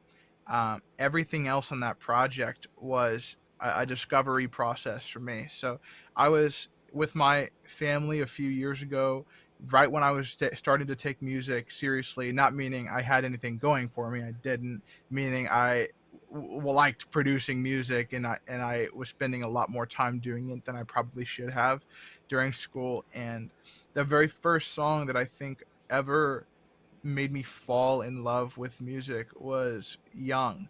And I produced the whole thing on the train ride on the L train into Chicago, from O'Hare, and at the windowsill of the hotel room. And I remember that was one of the only times I'd ever had a hook or a lyric or an idea come to me so cleanly and so quickly. And I think the driving force behind that song was realizing that in discovering that I loved music, and in discovering in that moment, that little lightning in a bottle magic feeling of having something that I love to do, and I finally found it after years and years of trying to find purpose and an identity in the world around me and the people around me. I noticed, wow, this is it. This is what I wanted. This is what I asked for. I have something I love to do, and I'm doing it, and I'm doing it well, in my opinion, and I'm writing a story. This is what I've always wanted to do. But why do I still feel sad inside? Why am I still lonely? And that's the really sad reality of trying to find identity in little moments on Earth, and that's something that I think I appreciate for realizing at that time, because it definitely carries through to now, right? Like, if you would have told the kid getting beaten up 6 years ago that he would be 17, signing to a major record label and meeting his favorite artists of all time and getting mentored by them and getting to build the studio of his dreams, and he would have said, wow, I'm 18 to the year where I'm going to be completely content with my life forever. And that's just not how it works. It's material and affirmative success, it is not the route to happiness. And I noticed that that moment in and of itself, that moment of, wow, I really do love making music, of that moment when I was making Young for the first few hours, that brought happiness. Like, just being in the moment and being in the journey rather than the destination was a powerful moment for me. So that's kind of what set me on fire, I guess, for music and for production. And I wrote the whole song. I was nagging my parents to get back home so I could record it in my bedroom on my $200 microphone, that I bought from Guitar Center or whatever. And from that moment on, I was like, wow, I get more satisfaction writing music about things that mean something to me. As hard and as intermittent and as unreliable as inspirational moments like that can be, that's what set me on fire for music. So starting at that point, I think Young hit first, and then a couple other songs that aren't coming out for a bit hit right after that. And I just got into this wave of, figuring out how to get inspired, which is listening to the world around me, listening to the people in my relationships and what they're going through, listening to myself and trying to be as introspective as I can, and not try to fabricate. I used to sit around, like I watched all the big producers do, and just sit around and flip through synths all day, synthesizers and Omnisphere and Keyscape and Sylenth and whatever, and make a cool chord progression and then find a quirky, cool melody that is super sweet and has a great vibe to it. And that's a dead-end path, in my opinion. It creates two-dimensional stuff that is fun in the moment, but doesn't do anything for me, which is a selfish thing to say. But if you're doing anything creative, it's got to be a release for you. It's got to be something you're passionate about, something you can't wait to wake up in the morning for. So I think it turned into more of a waiting game, right? Living life, playing video games, hanging out with friends, not just sitting in my room all the day long. And when something hits, when a great idea or a concept or an experience hits, and I'm like, I could probably write something about that, I bring it to the table and I disappear into the room for a month. And that's just kind of how it rinsed and repeated that for years. And I think that came Lighthouse. That's a really good story for that. And I feel like I can relate really well to the waiting until something hits you and then you're just gone, right? You're gone. In that until I think Gabby and I both kind of know that I think our teams probably miss us, or maybe they don't miss us. Maybe they're happy that they're like, wow, Gabby and Mark have been. Because we work. This is not what we do, and I know Livingston. We've talked about this a little bit, but like I primarily work on the Star Wars team. That's like my actual responsibility at Tops. And while I did make sure that wasn't neglected, I will say that this has been a similar path for us. So I think we can relate to that for sure. Right. Oh yeah. And after we're all done, I think video games is something that will get a little bit of attention from me next week. Because if I haven't told everybody watching now at Tops, taking some days next week. Go for it. Here's your notice. You've earned it. You've worked late. You've worked late nights. Yep. Livingston and I are going to play some video games after this next week. So yes, we are. Which we actually did talk about playing some Rainbow Six. But what are some of the other? What are some other games or entertainment that you just love, that you're passionate about? Because that's what this is all about. It's about a love and passion for entertainment. So let's Totally. let's talk that for a minute, and Yes. nothing's really off the table. Just what are your things Right. that you love to play and do? I'm 50-50, right? I'm between a great story. I love a great story. I fell in love. My first big game was probably Borderlands 2. That one just sent me down the trail because I was like, okay, reactive combat, incredible story, meaningful characters. It's funny, and it's not just I was never super into Call of Duties. For now I am because I've kind of you when you get a little more mature you can deal with losses a little better if you're not very good, which I wasn't and am not. So that's what that was. But loved Borderlands 2 and pre-sequel, then fell headfirst into the entire Far Cry series, which might be my favorite games of all time for just a myriad of reasons. I think, um, you know, that studio in particular has just done an incredible job at making meaningful, reactive human stories that are playable and immersive. And again, I've explained that's like a huge thing for me. It has to be immersive. I have to be able to live there a little bit. Not these days it's not so much to escape because thankfully I've gotten that under control and I've found more realistic ways to cope than just using video games to run away for a year. Uh, but I still love to kind of go to another place and like play as whether Ajay Gale in Far Cry 4 or play as Deputy in Far Cry 5 and go through each of the three regions, and it's such a great thing to have a story driven campaign that has similar aspects throughout each game. Loved that. Other side, I always played, always since a kid, I've loved Complete Saga, Lego Star Wars, that one, just that unbeatable game. Yes. And the Clone Wars, they nailed that one too, which is probably one of the only successful game reboot things that have ever been done. Like it was just as good as the one that I played growing up. And I think flip side, if we're on online games, Siege is probably the only thing that I play right now. I used to play some Fortnite, but I'm not my thing anymore. So yeah, that's my scope of the gaming world. Well, that's a good look into what drives you when you're not making incredible music. And it looks like Gabby and I are committing to some game time here, so we'll talk about even having you back for some gaming sessions on Twitch, because it looks like that's what we're going into. This is growing into a love for entertainment channel. I love it. Great, inspiring people. I got my old PC. I'm starting that up, so I'll be on. Awesome. Amazing. And yeah, the chat is asking, when is he going to sing? We're getting. So we're ready. we're getting into this right now. So yeah, what we're gonna do, everyone, is we're gonna do our closing show, and then we're gonna bring Livingston back. So we're gonna give him just a minute to get ready. With Josh, we're gonna do our closing bit on the last day of DigiCon, and then we're gonna end on a literal high note. I thought you were gonna pull that one earlier. Let's go for it. All right. See you guys in a sec. See ya. We will see you in a sec. Thank you, Livingston. I love all the interviews that we have done this week. They have been so good.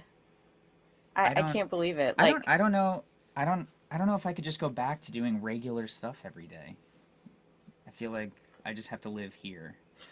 It took a little bit to get warmed up, but I feel like, remember when we said day one, by the fourth day we'd have it down? And I don't know if we have it down, but I feel in it. I do think I at least know where the nameplates and things are. Let's try it. There. I figured that one out. and I know I can point to you. I got that one down. We could try it. Maybe close next enough. time. Good enough. Josh, our next task will be working on that latency so we could real time high five. That's the next one here.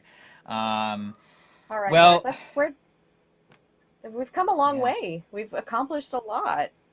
So much has happened. There's- We want to do a quick recap where we've been. Yeah, Quick. yeah. Let's make it quick. Speed By run. the way, I also want to let you know, Gabby, that we've officially broke 2,000 followers. Oh my God! That means we get to do the last giveaway. That We do still have to do a that is Disney what that giveaway. means. I did tell everyone we were going to do that as well. So, Mark, do we Okay, want so to do why that? don't- Yeah, while we're closing up, you know what? Let's do the Twitch one because that's one winner. That one's easy to wrap up and finish. So let's please do the Twitch giveaway while we're finishing, and then once that's done, we can go right into the Disney giveaway. And Gabby, would you like to announce, or would you like me to announce what the Disney giveaway will be? You should announce it because you're the money man. You're the man with the briefcase full of money. So Okay, so now everybody knows to come after me for that. Thank you. only when we're doing these events. At other times, he has Yes, no only now. briefcase and no money. Oh, Reminder oh. to everyone, right now we're doing a giveaway for $25 worth of Twitch money brought to you by our friends here at the Tops Digital Services. They provided us with these codes to give away to you. And that Twitch money you can use to subscribe to your other favorite Twitch channels and content creators. We are not quite there yet, but we will be very soon. So that is what that gift card will be. Thank you so much. We have a lot of compliments Yes. coming in. Thank you so much, everybody who's enjoyed this. We've loved every minute of it. You know, when we first started planning this, you know, we had goals, but we really had no idea if we were going to be able to pull this off or what the end result was going to be. And we've I gotten had a lot no of really good expectations feedback of so getting far. to this. This is far above and beyond what I imagined we could end up achieving, and in such a Yeah. short time too. So this has been really incredible. So yeah, our Disney giveaway, when we get to that after this Twitch giveaway, we will be doing the same thing that we did in Star Wars. We're going to have a $500 first prize winner, and that's a $500 in-game currency. We'll have a $300 equivalent second place winner, a $200 equivalent third place winner, and then we will have 7 more winners at $100 of in-game currency. Thank you so much, everybody. Big giveaways. Lots Yeah, of thank you. love from the fans, and we're hoping to, you know, just throw all that love right back at you. The last couple days, we have had amazing new content and special releases in Star Wars Card Trader, in Kick, in Marvel Collect, in Disney Collect, in The Walking Dead Card Trader, in Bunt, in Skate, in Disney Collect. Did I get all of them? Wow, we make so many apps. Did you? Oh, we do. We're gonna have to see. This is Mark, and this is. Mark, we need some more co-hosts. I think we need to, you know, I'm gonna have some talks with some people this week who are gonna have to start showing their face around here more often. I think so. Tops Andy, Tops Chris. We're gonna. Tom, we need to bring Gino, Chuck. We need to bring. We got a lot of people out there. We're gonna bring on here. Yes, we need our specialists on to join us, help us co-host DigiCast, continue to do amazing things. We're working. We got to get Scott on here to give us the baseball facts, give us the sports hour. We got a lot of people we want to get involved. We will try. Gabby and I will try and learn, but across 8 properties, 9 if you include Garbage Pail Kids, which is a part of the Tops digital space now. So 9 different properties across the board. We will try and learn as much as we can, but even being in it with Tops, there's a lot of things I do not know, but we'll learn. Yep. Now, the other things we did over the last couple of days is we also talked to some amazing guests, which, by the way, we pulled this together super fast, and I am impressed. Like, I'm still emotionally recovering from this. We talked to Ashley Eckstein. We talked to Sean Astin. Oh my God. We talked to KJ, and we had an amazing draw along with him and Pedro Pastel. I got a chance to talk to John Ratzenberger. We talked to Brian Crosby about this amazing crossover set we made for Bunt with players drawn as Marvel comic book covers. We talked to Preston about his beautiful new set of minimalist logos and skate. Today we talked to Gina Carano, and that was, let me tell you, that I need to go like decompress, because that interview was amazing, and she said some awesome stuff. So if you missed it, you should tune back in.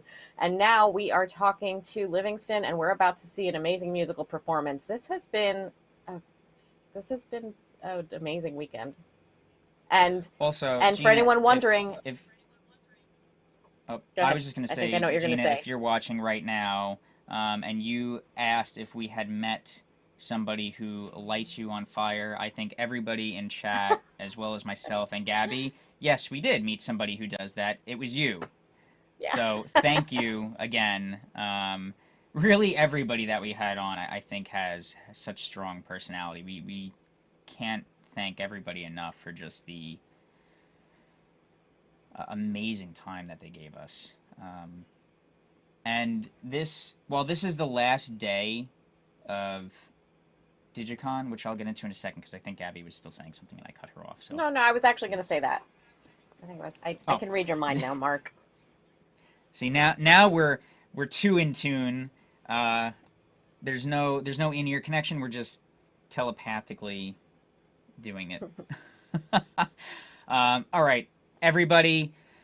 It has been an outstanding DigiCon 2020. 4 days of tons of excitement. You just heard Gabby recap for us all the amazing people we had on, from incredible talent to artists, which are talent, and with To our friends. people from Tops. Yes, our We talked to friends Tobin, who too, come on, who work with Jonah, us the every day. bad crypto friends.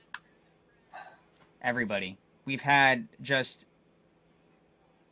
there's no way to say it. We've had amazing people on every single day for 4 days at DigiCon.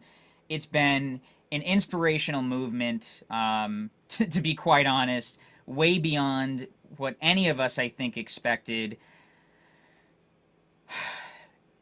And everyone, while this is the last day of DigiCon 2020, really, this is the beginning of something greater, and it's thanks to all of you watching. You have made the message very clear that this is something worth doing.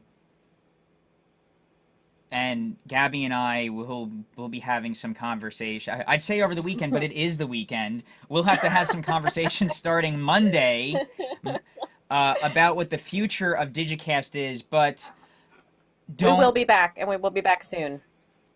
Yes, we will be back very soon. We have Gina coming back very soon. As soon as her mouth is healed up, she'll be making an appearance with us. Ashley Eckstein has mentioned coming back already. Sean mentioned coming back. Everybody had such a great time. They're talking about coming back. So this is the beginning of something bigger. This is the future of, or the start of what DigiCast will really be right here. This is the future of what DigiCon 2021 will be and beyond. It's because of all of you. Thank you, everybody, for joining us in this adventure. And I think, Gabby, are you ready? I'm ready. Thank you, Let's do this. I wanna everyone. hear It's this been an song. incredible DigiCon 2020. Please, for a musical closeout to this incredible event, please welcome, show your love for Livingston performing Fairy Tale. Thank you guys so much again for the opportunity. I'm glad it's been such an incredible convention so far. This is my song, Fairy Tale, and it's about imperfect heroes. I hope you enjoy.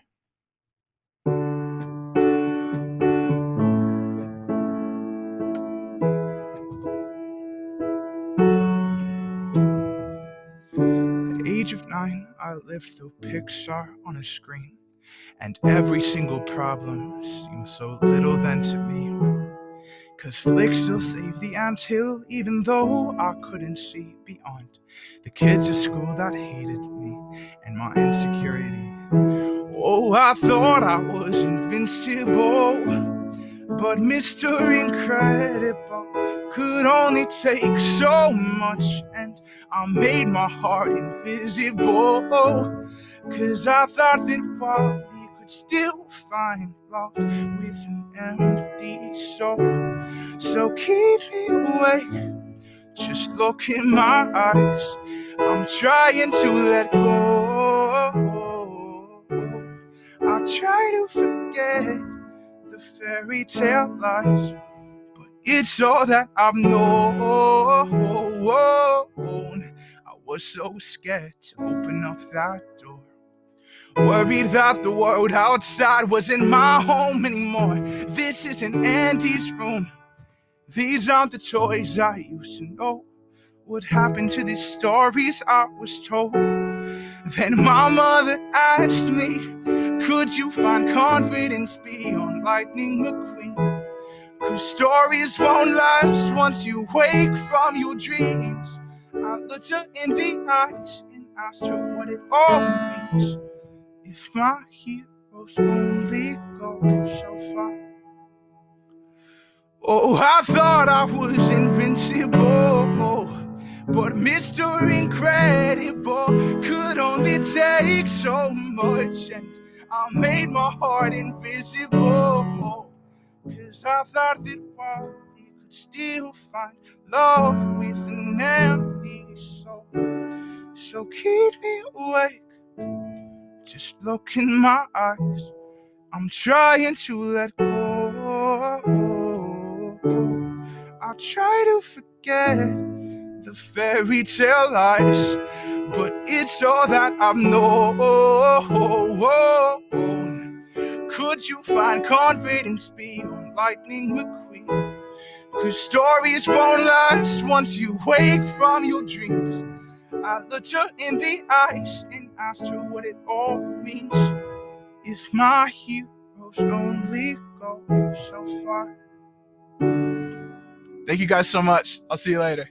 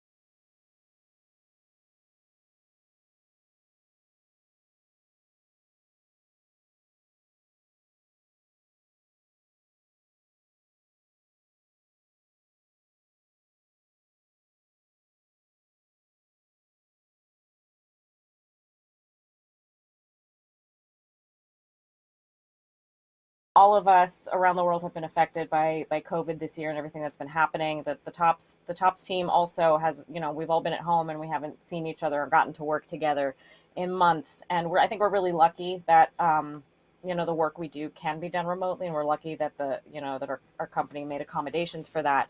But it does kind of suck not being around your friends and your coworkers. So we have been all brainstorming cool new things we can do, and getting connected with the community was one of them. And really, my point is, this is just a team effort. And so I wanted to give some shout outs and some thanks to, starting with all of the special guests Absolutely. that came on and talked to us. And, and Mark, you had a huge part in getting a lot of those guests, and Gino and the marketing team helped.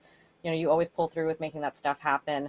Thank you. I had a list written down here. Thanks to all of the content teams who, when we said, hey, we have this idea, we want to do it, they all just ran with the idea and came up with great content or found really awesome guests to bring on.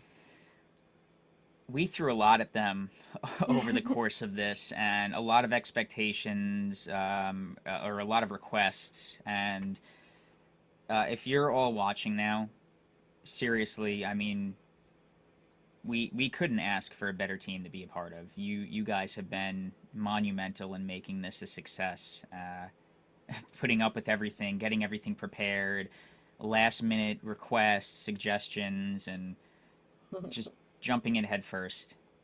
Yeah. And and to that point also, the dev team, we content teams and designers and marketing, we all talked about this and dreamed up a huge event, and then I had to go, let me just go run this by the engineers and make sure that this is okay to do. And and I told them we're doing this big event across all these days. I think I did see some eyebrows and some nerves, but we sat down and they looked at the plan with us, and they and they said, no, like, we're going to make this happen. We'll do whatever we need to do. So we couldn't do it without a major collaboration from everybody. This was a homegrown thing, literally, because we're all at home, and we're really excited that we were able to bring you all something fun. And thank you, leadership team, of course, like at Tops, who empowered us to do this. And thank you, Tobin, for better or for worse, for I joked about this the other day. I feel like I have yet to throw an idea at him that he has said no to.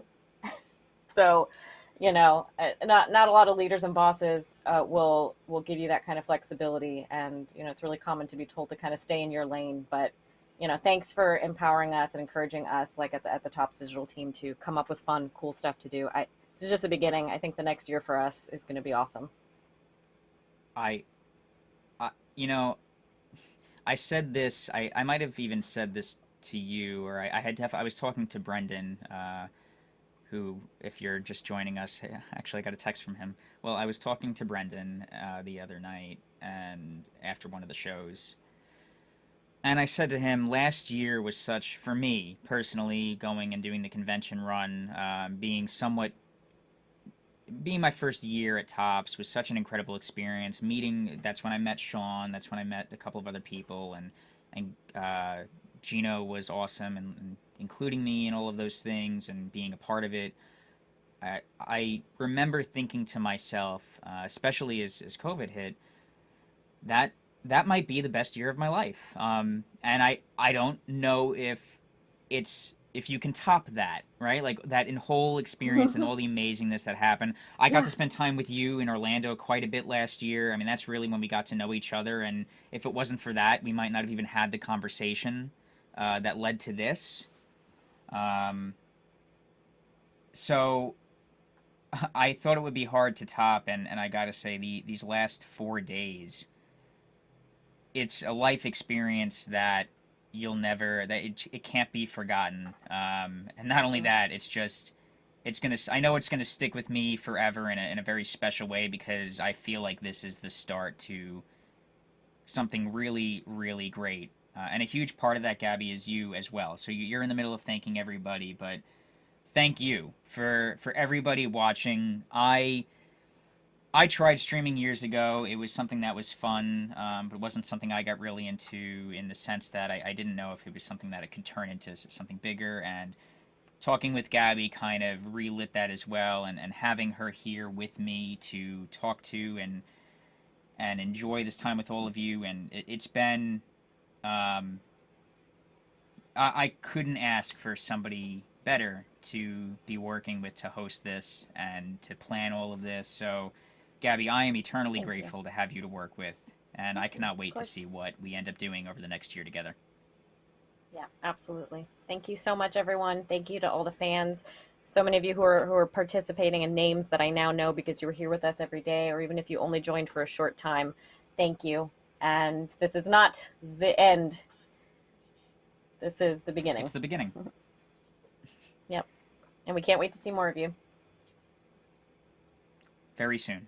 Very, very soon. Very So soon. thank you, everybody. Thank you for the incredible, awesome end to DigiCon 2020. We will see you very soon. Very soon. Have a great night, everybody, or All right. afternoon, Have a good wherever night. you are in the world. See you soon. Bye.